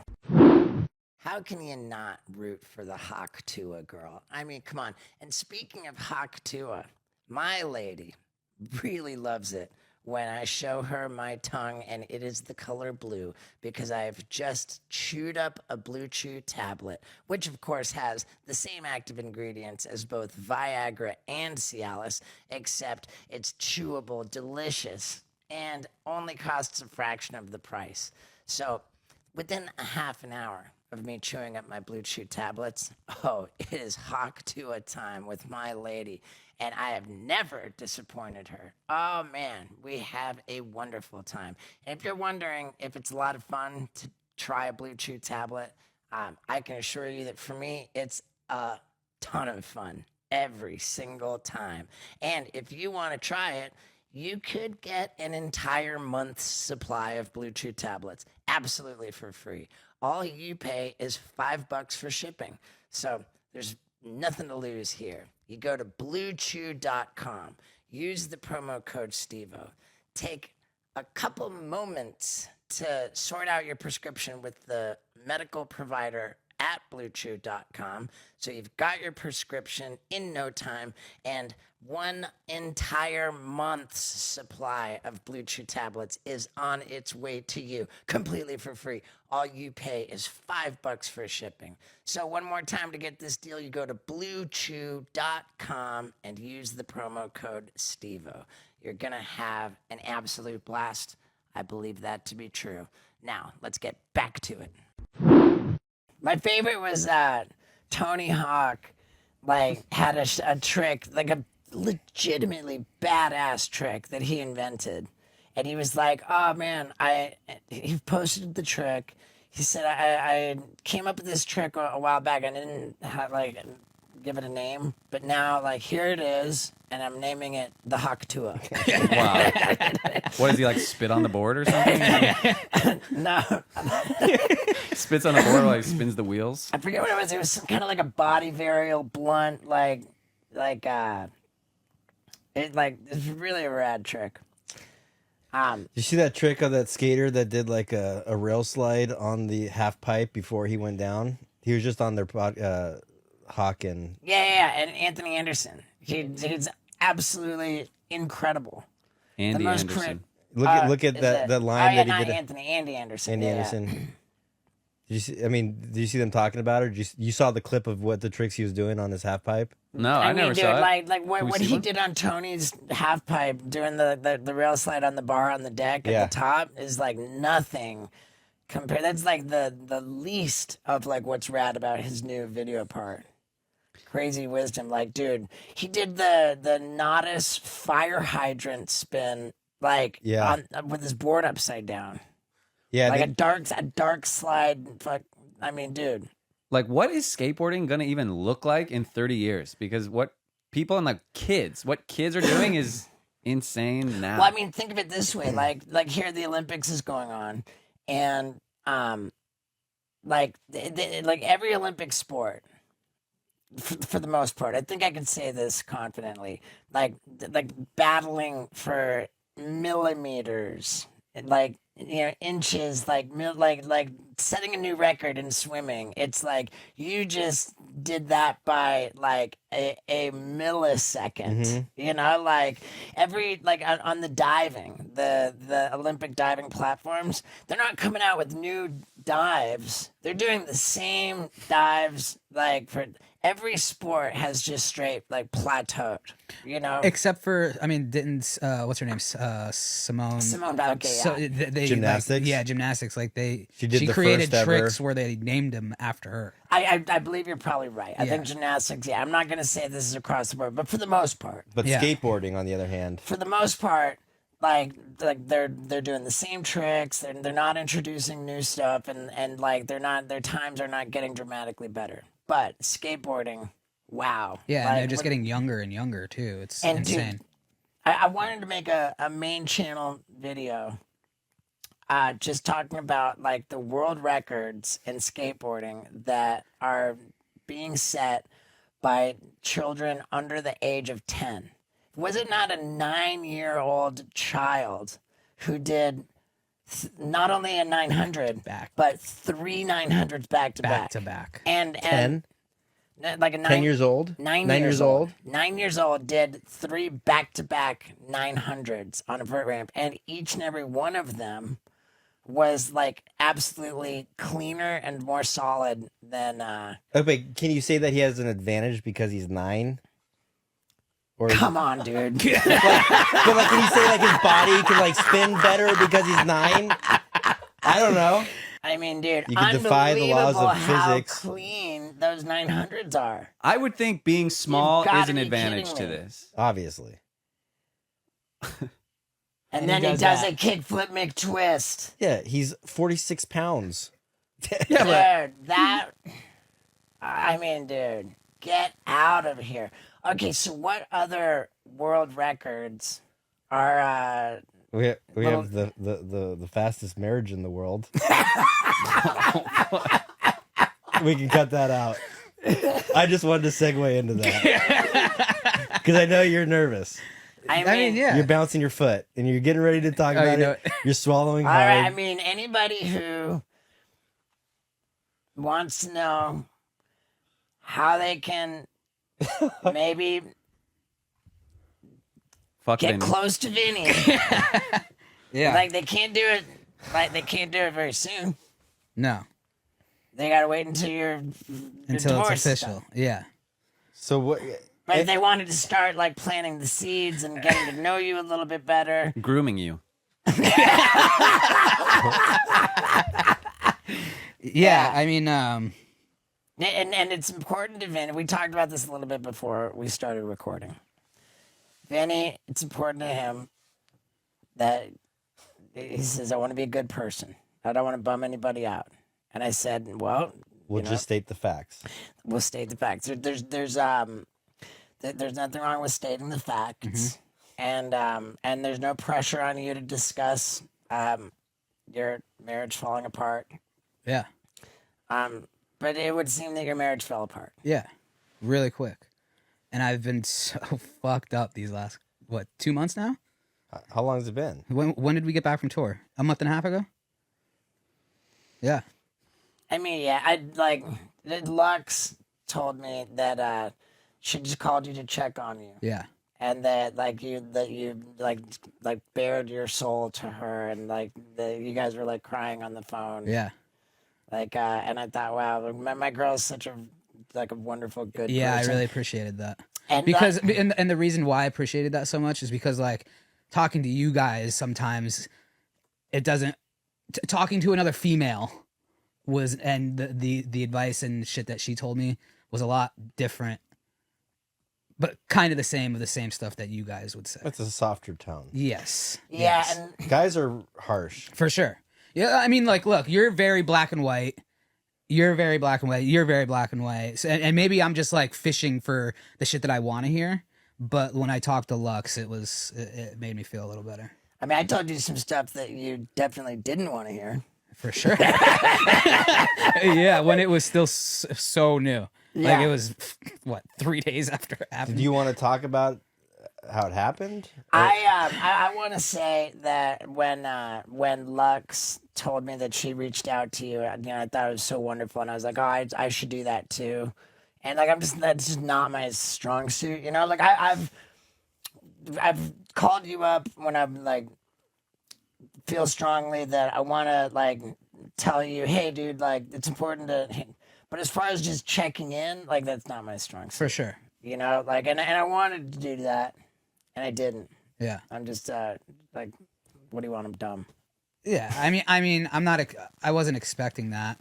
Not dumb. I'm just a bad guy. You're not a bad guy. Yeah, I Just a mean, dude, piece of I wasn't shit. expecting that, and especially with like all the shit that's been going on behind the scenes, with that you have going on. I like the last thing I want to do is just like put a fucking damper on everybody else's day, and plus like me and him play video games every fucking night, and I'm just on the You and Scott. yeah, play Scott and video play games every night? yeah we Me, play Scott, Call of and Duty. Daniel. Yeah, and Daniel, we play video games every night. So it's like I'm literally fucking playing like shooting dudes while I'm crying to these guys, just like. Dude, it was gnarly. So you're crying while you're shooting people on video yeah, games? dude, yeah, He hasn't been doing well. yeah. I haven't been doing well at all. Yeah. Yeah. In the games, you haven't been doing well? No, actually, I'm killing it on the games. You're doing good. Yeah, I'm doing very well in that area. Yeah, Skinny Vinny on Call of Duty. Yeah. Dude, how great is Daniel? Oh, he's the man. Daniel, I love that guy. Yeah, this is my ranch hand, Daniel. Dude, I'm dying to make a main channel YouTube video about how Daniel got his job, which will allow us to unearth the footage from when we met Daniel.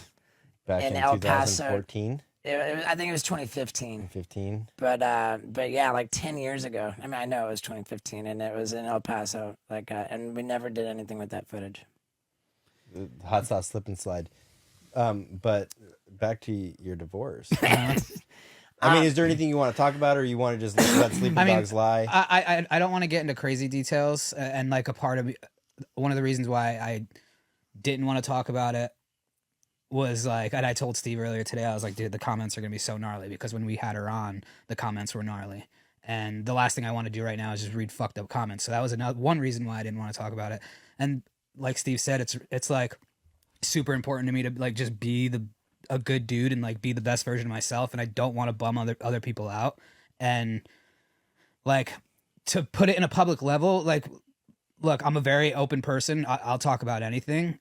I just don't want the way that it happened was fucked up. Like I'm gonna say that, but I don't know. It was just it's been a very eye-opening experience.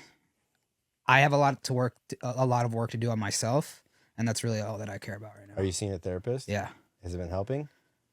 Did you use the promo code Stevo with BetterHelp? BetterHelp hooked me up, gave me a bunch of months for free. Wow. Yeah. And so this is the first time you've ever seen a therapist? With the intentions of actually like Not court ordered.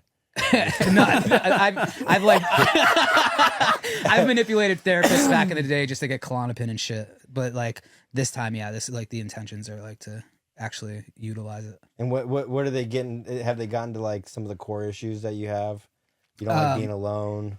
Yeah, for sure. But I mean, I haven't been doing that long to actually like dig deep. It's only been 3 weeks. Yeah. Would you say that heartbreak is the worst pain in the world? Bro, I've been through a lot of pain and suffering in my life. This by far is the worst shit I've ever been through. Yeah. There's a quote by Emerson, and it says that love, no other pleasure is worth its pain. Yeah. I mean, I think the reason why it hurts so bad is just because of how new it was. And yeah, there were things that needed to be worked on both sides. And like I 100%, it's really important for me to like recognize my shortcomings and take accountability and responsibility for that. And I 100% see that. But on the other hand, like since we've gotten married, we've been gone a lot. I'm not going to make excuses or anything or try to justify anything, but there was really not that much time to like strengthen what was going on. From my perspective, the time, I suppose, before you got married, it felt like your girl's primary complaints were that she wasn't getting enough attention from you. You know, like we felt like, wow, like Vinny has kind of been like, what do you say, like batting out of his league, you know, or whatever. Like, You've been saying that to me since you've known me. well, Yeah. but Vinny's always boned like hot chicks. well, right. And it was just like here, Vinny's got this like hot chick, and Yeah, and she was more than just hot, dude. She was like the best. Like, and she's like Super into you. she was bummed that she wasn't getting enough attention from you, and like enough, and I see that. I 100% see that. now like the way that things played out, like did that change? Like No, it kind of got a little worse. so she dipped out because she wasn't getting enough love from you. That's part of it. Yeah. Looking back on the relationship, you know, with 2020, what was the problem? I was checked out for a while. About what? What do you Just mean by with checked just out? I was just checked out with like everything. Not because of her. Okay, if I'm really gonna get like deep into this, since getting sober, I've always been crippled with fear of losing everything that I've built in these last 6 years because I know how fast shit could just fucking disappear. And I've lost everything plenty of fucking times, you know. And now shit's big, and like the stuff that we're doing, I had this fear of just it disappearing. So I feel like I always have to be go. I got to do this, do that, film this, film. We have to go here, you know. And what that did was take my focus away from what was really important, which is relationships and her and family and stuff like that. And it just took my focus away from all of that. And so when it came time from when I was home, I was just so checked out that I just was like, and then the video games came into the picture, and I was just like, You blame it on the video game. I mean, that didn't help. Was she pissed that you were playing video games? No, I don't think so. I don't know. He's killing it. I don't know. It's like so you were just anxious about like the idea that everything like was gonna go away.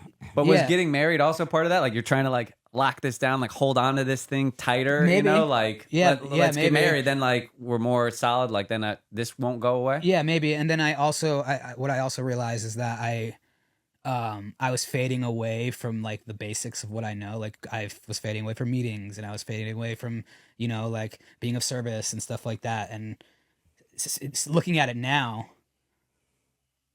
That's what like I since this happened, I've been hitting more meetings, trying to be of service as much as I can, and just be the best version as I can of myself that I can be.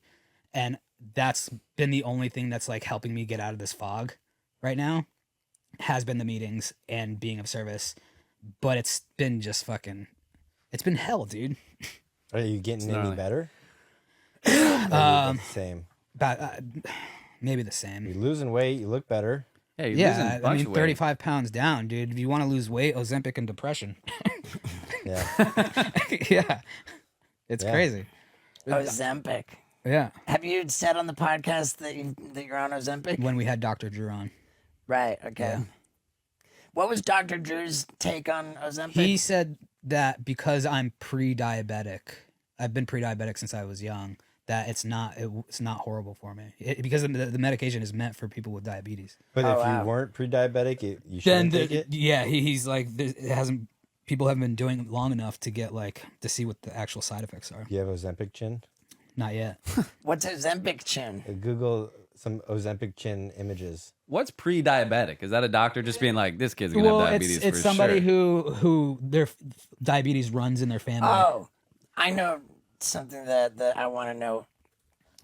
What happened to Zac Efron's face? Oh, he jumped in a pool. No. No, That's dude. steroids, That's isn't it? Botox. I Oh, mean, but his I don't- jaw I got don't bigger. I know. I thought Zac like he took Efron, dude, steroids can- for can a I role get- or to get yeah. jacked. What the? Yeah, that's Come on, dude. What? That's not even that crazy. Okay, that is. That looks maybe doctored. Is that like? I mean, no, dude. but that's not. Is that like Barry Bonds shit when you're on steroids and your jaw just gets jacked? Or Like, Mark dude, the McGuire? first one before and after, dude, Zac Efron before and after, he's definitely like not what coming the on our hell podcast is anymore. going on there? And he just had a thing where he was found in a swimming In pool, Spain, and they rushed him to the hospital. yeah, And they're like, "Oh no, dude, he's good." a scary pool accident in Ibiza. Details Ibiza. emerge. What are the details that emerged? Whatever And he what looks the like. fuck happened to his face? But dude, Ricky Stenicki, Ricky Stenicki was good. Zac Efron is a great actor. He's a great in actor. He's comedy. super funny. He's really funny. You see the movie with him and Robert De Niro when he was like No, Bad like Grandpa? Bad Grandpa Yeah, that was funny as f. is Efron. Okay, All right, so- they're saying that he jumped into the bottom of the pool, hit the bottom of the pool with his chest, ingested a large amount of water into his lungs. But if he was with friends when that happened, how is he alone in the pool and discovered by hotel staff who's rescued him out of the water? It's like, well, what were his friends doing when this happened? That just doesn't. He was probably the first one out of the orgy. He's like, I'm invincible. Just get a gainer off the pool in Take a Ibiza, dip. Yeah. like on a Molly pill, and then just get found. I mean, I'm just saying that, It's sus. He's still handsome, but he was more handsome before whatever happened. correct. He's still handsome. I mean, it's kind of like the Jennifer Grey chick. You know, she looks better than she did in Dirty Dancing, but But she lost like the thing that made her kind of special. No, look at Yeah. Bridget Fonda before and after. I just watched the Bridget I Fonda. know, but that's not plastic surgery. Are you talking different. plastic surgery? Look, that's the same chick. But right did there, Zac Jen- Efron get plastic surgery? Or I feel I like he mean, took dude, has- steroids because he's so jacked in like these Baywatch movies and shit. They always give actors like steroids, like if you're gonna play, Okay, Thor or what is something. it that made Zac Efron look so different? Probably like I don't even testosterone and human growth hormone. I don't see how that could be. Well, it's like people's jaw. I mean, look at Mark McGuire, Barry Bonds, Jose Canseco I when mean, they're on dude. steroids. Their jaw and their head gets bigger. Well, I mean, dude, scroll back to the. I mean, dude, you got to put that, Vinny, on the Yeah, for sure. thing. I mean, dude, Surgery. reason- So did he break his Yeah. jaw? Before and after surgery, they're saying that's why his jaw looks so different. I don't know. I mean, I guess a lot of the headlines are saying, "What the f happened to?"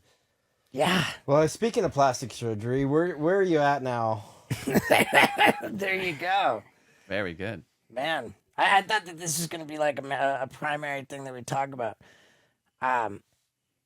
Boobs? Yes or no? I can't even believe this. I'm not getting boobs. How do you feel about that? I'm better now, but that was a mess. Like Vinny was a mess, and I was a mess. Like at the same different time. reasons. Yeah, it was at the same time. Yeah. Yeah, I'm a little bit removed from it at this point. Like if anybody saw the Burt Kreischer podcast, which by the way was fantastic, as was the Fousey podcast was fantastic. The FaZe Banks one, really good too. Vinny made the point that our podcasts have been strong. I think this has been a really, really strong one too. In any case, I had reached out to Burt Kreischer. I said, "Hey, I'm gonna have boobs on July 11th. I want you to be the first guest that we, talk to, like with my boobs." And he was like, "Dude, classic, like hilarious. Let's do it. I'd be honored." And dude, I was 10 hours away from being in surgery. 10 hours. The surgery was paid for. Dude. And then the anesthesiologist backs out because they found out that it's going to be a gag and they think that's disrespectful and they back out. And then the doctor finds out the anesthesiologist backed out. He's like, "Oh, wow, like maybe I don't want anything to do with this. Like I'm not going to be on camera anymore. Like I won't have my name associated with this.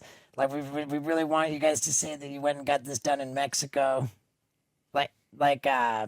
Then we're looking for a new surgery center to get it rescheduled at, and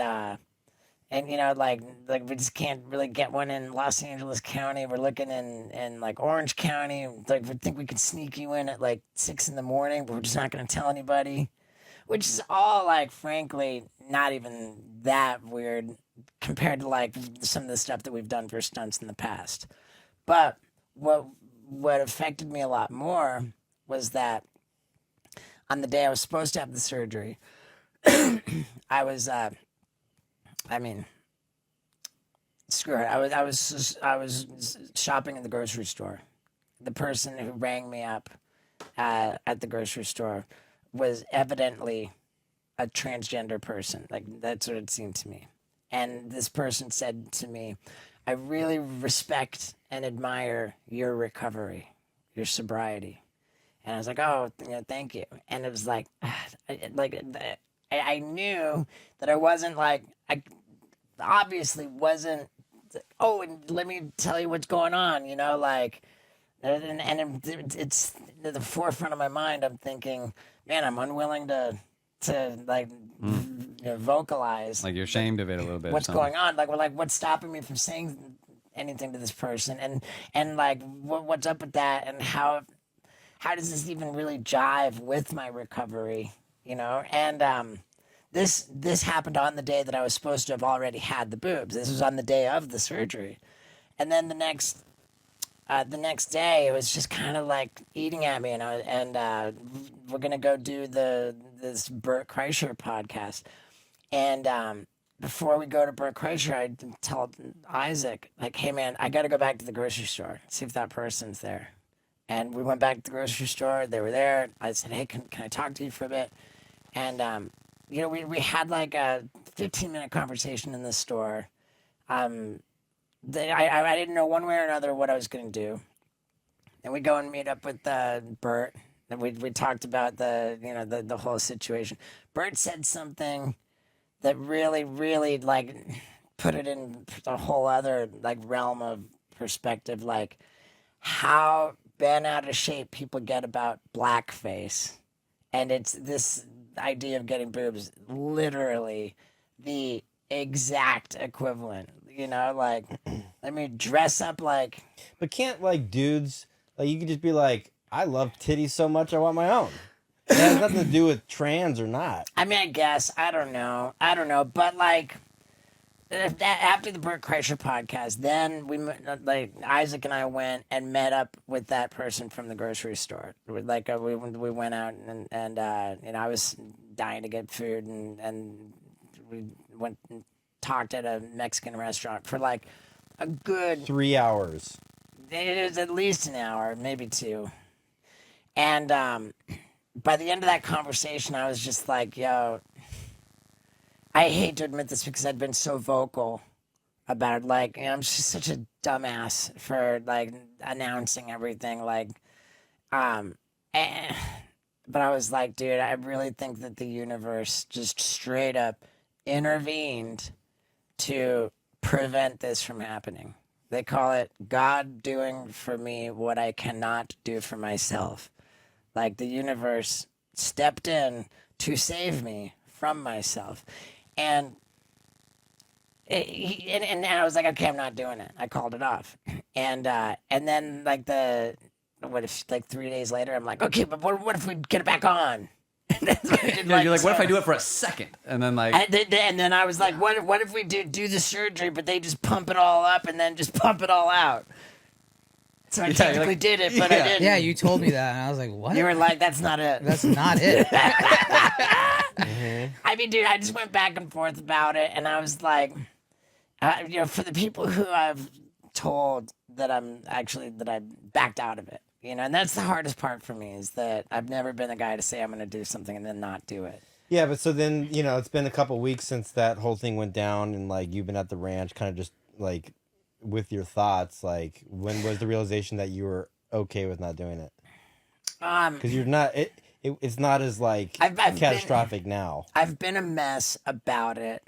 Still? Well, I mean, like I've been a mess about the idea of having said I'm going to do it, and then like I'm ashamed of like there I'm the guy like, oh, like where's the tits? Like, oh, look, I backed out of it, like, and I felt like I said I'm going to do it, and then I didn't do it, and I feel like ashamed of that, and like, And I think but where I'm at with it now, and I really believe this, that I'm still ashamed. I'm still mortified. I'm embarrassed, and I'm the first guy in the history of the world to be embarrassed and ashamed of not getting a boob job, like, and I also believe that one of the most valuable, important qualities that a person can have is the ability to admit when they're wrong. And I got it wrong. Like, I just got that one wrong.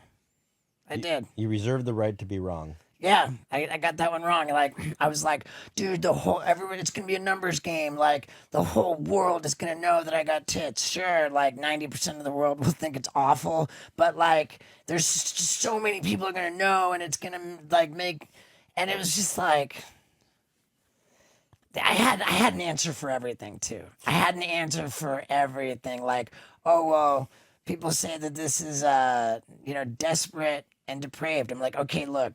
Everything I've done in my life, in my career, has been desperate and depraved. Like, that's my MO.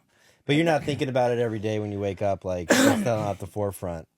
No, looking at yourself in the mirror, just like, damn, dude. I mean, dude, like in every way, dude, it was like it's just what it would have done to my body is not really rad. Like, especially like I've been working so hard to be like as healthy as I can possibly be. Like, it was super destructive for my body. Like the woman from the grocery store made some very valid points, like beyond the blackface thing, like very valid points about how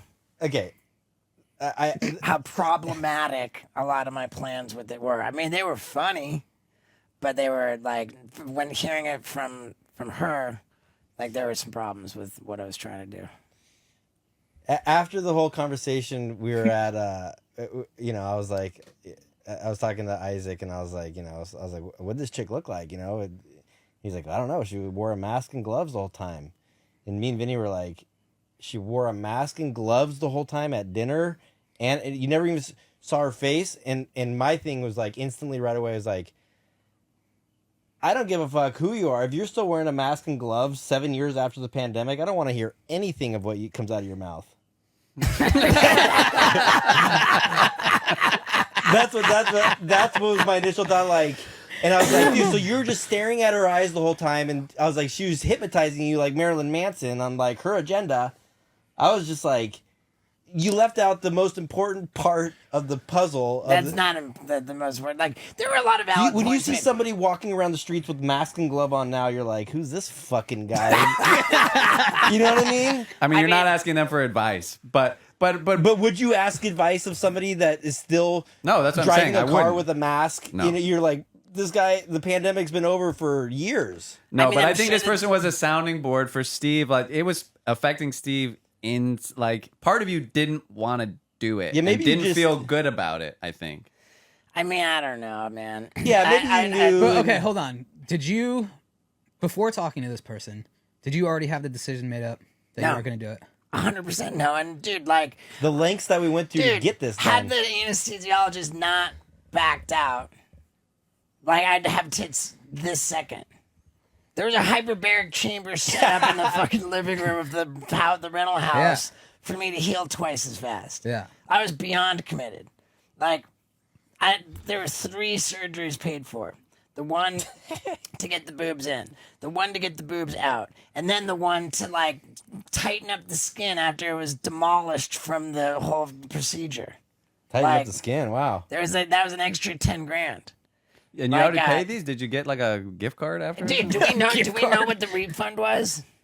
They said Kirsty said partial. But there's a partial refund. We have to figure out what that is. I mean, dude, if it's like a joke, like, there's gonna be a problem, dude, because Yeah, not one of those we'll make a surgeries note happened. to talk to Kirsty about that. Yeah, but- what happened to the because it's public that other Yeah, podcast. I talked to that guy What are too. they saying? I talked to that guy too.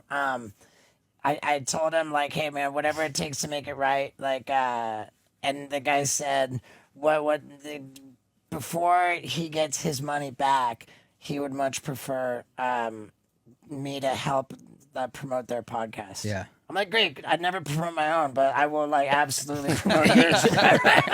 Yeah. Fucking. All right, so you're not. Like, I'd rather get tits than promote my own podcast. All right, so you're not beating yourself anymore What? No, up and for then- not getting tits. What Here's are a- you beating yourself up with on a day-to-day basis now? That I mean, you're dude, not- I beat myself up with everything, but I do. It's good for me to be in Tennessee on the ranch. That's great. The other thing that's really good is the way that we've been proactive about. filming and content. Yeah, like I mean, That always makes you feel better. anybody can see that I've not put up a main channel video on YouTube for now months, right? Like since my birthday, like it's a month and a half. Because we've just been like double down, like what are we gonna do to make this new tour epic? And that's where all of my attention, all my effort, all my energy is going. And we're going out on the road, and I'm super stoked. Yeah, this Like, comes out on the 8th, the 7th. So It we'll was going to be called the Gone Too Far Tour. Now it's called Steve-O Super Dummy. And it's going to be, yeah. I guess we found out where the line was. right, like, and dude, there's a ton of, still, like, it's a ton of laughs from just, like, what a super dummy I was for telling the world I'm going to get tits. And, like, the lengths of preparation I went to. And, like, we're still going to film a bunch of Yeah, we got fucked up to. shit around that, too. When you tell people you haven't gotten the tits, are they bummed? Like, what's their Oh. reaction in person? Dude, we got to get you a microphone, Isaac. Like when I tell He doesn't want any part of the. Okay, camera the or question mic. Isaac asked was... Isaac asked when I tell people what are the reactions. I would say that 98.7% of the people have been like, "Oh my God, that's the best news. Thank you." Like, like I texted Dana White that I wasn't doing. He called me immediately. Said, "Dude, I am ecstatic to hear that." Like, He didn't want you as a ring girl up there. It turns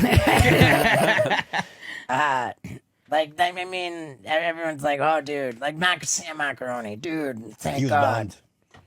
Sam Macaroni was bummed. Bummed that didn't happen, or No, he that was it was bummed gonna happen. that it was That he gonna- when he it was gonna- bummed at your party. Like, dude, is he really gonna do this? I was like, yeah. He's like, dude, I don't Yeah. know about that one. Yeah, I mean, dude, there was my buddy William from Vegas. He was like, dude, like Billy Squire was like the biggest guy, like arenas, the whole thing. And then he put out like a music video, he was wearing like a pink shirt, like kind of acting weird, and he tanked. He went like his career completely died. He's like, I don't want this to be your Billy Squire pink shirt moment. You know, You've already like, done a lot more than put out a pink shirt and act weird. I mean, dude, I don't know, man. What did Like, Pierce My Paris have take to on say it, about it? my take on it is just like how you said Knoxville explained it. Like, oh, Steve-O is just gonna do something dumb again. Right, That's my take on it. right, and it, like. But also, it's a thing. If you have any doubt, any doubt, don't do it. If you have any doubt, call your father. But do you think like do you think like what makes Eminem so great when he goes after all these people? Do you think he's like talking to people like, dude, should I say this? This is what I said, or is he just like, I'm fucking going with it? Like, is there a difference in that level of like just going for it? I mean, do you think Eminem's checking in with his committee if this is a good idea or a bad idea, or is he just like, I fuck mean, I don't know. It's different though. why? Because he's like, is it critical mass, or like he's already just No, he's a rapper putting out a diss track. Steve-O getting D tits and filming a bunch of stunts with it. It is different now that you put it in you that know, light. it's different. I was worried, like, because I knew you were I felt like you were kind of on the fence, even the whole time. Just like you were like, I don't know, I'm something like. There were moments of doubt were happening, and like picturing you like post surgery, like boobs, looking in the mirror, like being depressed about it, like crying, like it's just like Well, if you're not right. 100%, like it's not worth it. Right, and dude, like we're working on this documentary with the great Mike Klum, and there's one point where during the interview, like I was like, yo, dude, like I can't handle it, like I'm just bummed, like I gotta stop, you know, like because I'm like, why he asked you to give away some shirts for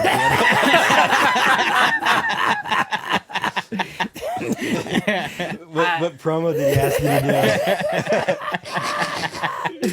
do? I'm the point being, I'm just like a really sensitive guy, man. Like, you know, just I think I always have been, and Yeah, but you're like the most least not sensitive guy I've ever met, and the most sensitive guy I've ever met, all at the same time. yeah, I don't make a lot of sense. And nobody knows when it is. I know I don't make a lot of sense. I get it, and I know that it's not easy to be close to me. I get it, and I can't help it. Like I wish that you know I wish. Well, that's what makes you you. You're a good guy. You're not a bad guy, Steve. I know that I'm not a bad guy, and like I'm also really happy with like the way that I've been. You know, I'm proud of who I am as a person. I Yeah. feel like I've really you know, I've taken heed to like a lot of criticism, and I've made it important to me to improve in ways that I feel that I need to improve, and in ways that I can't do anything about it, like just being who I am. Like fuck, you know, what do they say? Have the wisdom to know the difference, and the courage and the serenity and all that. Mm-hmm. Like, so yeah, man. Like, I'm a sensitive guy. I'm a flawed guy. I'm a dumbass, but I'm not a bad guy. To keep going on that, why do you think you like? What's this bad guy like? Whoever said that you weren't a bad guy? I'm not like I don't know. I don't think anybody said I was a bad guy. No, But it's been like a theme lately. no, where you you're call like, yourself dude, a loser really quickly. You're really quick to be like mean to yourself in that But yeah, way. I would never consider you like a bad guy. Yeah, like I'm you don't not a have bad guy. bad intentions. You're not like malicious. But I feel like the theme for the last month has been like, dude, I'm not a bad Month? guy. Has it been longer than that? It's so much longer than that. But specifically like a bad person, and I'm like, I would never even think that, you know, like. Well, good. But I just didn't know if something happened where like you did something and somebody said that you were like a piece of shit and you believed it. No, I don't think I did anything. And I've been entirely too fucking quick to, like, speak up about, like, you know, what hurts my feelings and like, feed energy to that, you know? Like, I've been watering grass, like what, Yeah, I've been watering grass. But Yeah. But But for the sometimes last, you're like- just being like the only person really being honest about their feelings being hurt. A lot of people kind of feel like they need to keep that in, you know, like, which is another thing. Like, you're not embarrassed to say that, you know, like, yeah. yeah. do you think you've gotten more sensitive as you've gotten older or less? I think that, I'm going to answer for Steve on that one. I think just in general, like when you get sober, you start like having feelings. Whereas before you like, you're drinking, you're doing, you're partying, you're just like, whatever. Fuck I it. don't care about that. Doesn't Right. hurt me. She broke up with me. F her. But like now that you're like raw and experiencing like emotions, I would say that he's gotten more. I mean, just in the last 10 years. it's more than that. Like, I think that's definitely a piece of it. But it's also, I don't know, man. Like, I just think that the internet's just gnarly. The internet I think the is internet, gnarly. the internet's gnarly. Like, and I don't know, I just had a feeling like before that like the internet was gnarly, but like it wasn't gnarly for me. You know, like I always felt like kind of like universally loved, and maybe that was delusional to feel that way. But I just felt like always like, yeah, I'm good. And then like when that stopped being the case, like, whoa, what happened? The whole world turned on me, you know. And so then like a lot of sensitivity came up out of that. And is you there know, any- and whatever. I think I've chewed on it. I think I've processed it, and I think I've arrived at a place where it's like, hey, you know what? Like, I like who I'm proud of who I am because I really care about being a good guy, and to the extent that I'm flawed and like to the extent that like I suck in ways that I can't help, like fuck it, man, I can't help it. Like I am what I am. Yeah. You know, and I am what I am, and I do the best I can. I care about like doing the right thing and being a good guy, and that's what matters. I mean, Paul gets hate online. I mean, don't you like reading shitty I comments? And love it's like, it. I love it. Paul couldn't be a more neutral dude in the world, and he gets shit on the internet. No, I mean, if wish I a was more million like- people know who you are, 300,000 people are like, fuck that guy. I don't like that guy. 30% are gonna Yeah, hate at you. least. And so, like, how many millions of people know who Steve-O is? That means a certain amount of people just go, I don't like the guy. But it has nothing to do with you being a bad guy. Like, it's just, that's a numbers game. If Yeah. 10 million people knew who I was, there'd be 4 million people You're the minimum nicest guy I've being ever met. like, fuck that dude, he's a piece of shit. His like, music dude, sucks, like, he anybody- sucks. Anybody says bad shit about Paul Brisky can fucking go right to hell. Yeah. Same with Vinny. Vinny's like Vinny's Yeah. always laughing. You We know- always give him a hard time, and he's always still like. How can you say? But on the internet, it's just there, and it's a cesspool. Yeah, but Yeah. it's of toxicity. You guys are also a little too sensitive about that shit, honestly. If Yeah, people big say a time. mean thing on the internet, I picture like like a bunch of 7th graders around each other just like cracking up, being like, oh, like, call him a bitch. And they're just like, yeah, fuck this little bitch. And they're just dying laughing. Like, you know, like, mean, you're that's right, probably dude. what a lot of it is. Bro, when I'm- they're just like gay, you know, like, Yeah. it's just kids being like goofing on shit. Vinny said his main thing for not wanting to talk about the divorce was that the comments were going to say, dude, like, I knew that was going to happen, or because when she was on the podcast like before, the comments were saying she's going to leave him within 6 months, and he says if I talk about it openly, then people are going to be like, see, we told you, we knew it. Yeah, but it's like the people that are saying that are just probably jealous that he pulled a hot chick. It's like I mean, whatever, It's always dude. just a Like- reflection of how shitty your life is. Yeah, I mean the way that we treat others is a reflection of how we feel about ourselves. Yeah. Is this the gotta go pee pee dance No, podcast it over? Doesn't, it doesn't. No, Okay. but we've been going an hour and 20 minutes. I'm like, Oh really? It's been a lot of fun, guys. I like this episode. This was Yeah, I great. mean, I think this is a good one too. We don't Great. talk about L's anymore. But what does start with an L is love, and I love you guys. Fucking love you too. Yeah, I appreciate you guys Gay. being here. It's good seeing everybody. It's a fun place to be. The ranch. I needed to come out. You got the ice bath, the sauna, the cold plunge. You got the trail. I mean, you have everything you need here. I had my best friends busting my balls 24/7. I mean, dude, I acknowledge that it was a little much in the car. Yeah, you did. You did. Yeah, Yeah. I'm a bro. Yeah. Yeah. But this fucking asshole. No, you love it. You manifested this. It's not me. I manifested what? You being an asshole? Yeah. I'm like the older brother you never had. Yeah. Pretty much. But you love me and I love you. Yeah. So proud of Scott Randolph for being awake at 12:21. It's 12:21, Yeah, I mean in LA it's 10:21. but it's 12:21 here. Yeah, Wow. This is the latest I've been up since since you were 16. I was 16, dude. Yeah, well, this podcast was supposed to start 5 hours ago, but you know how we are with scheduling and keeping things on Yeah. like a Swiss train.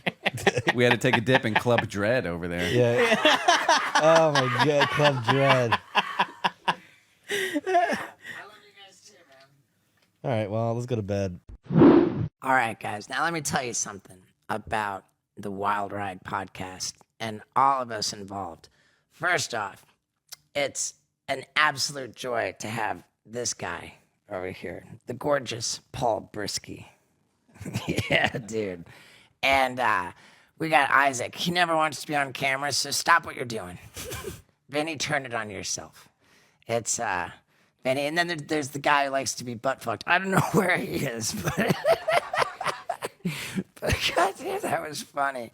What I want to say about all of us from the Wild Ride podcast is that we really care about it, man. Like the guys, me, like we really care about our podcast, man. And we're all really proud of the episodes that we've put out recently, particularly the Burt Kreischer one, the Fousey one, the FaZe Banks one. I mean, like, we believe in what we're doing. We love what we're doing. And we really, really love you guys for sticking around to the very end. I just can't tell you enough, and I can't mean it anymore. I love you. I appreciate you. Thank you, my beautiful, wonderful street team, for sticking around to the very end. And yeah, that one was therapeutic. It was a bona fide ab workout. We laughed so goddamn hard, and fuck, I loved it, and I love you. Everybody have a good one.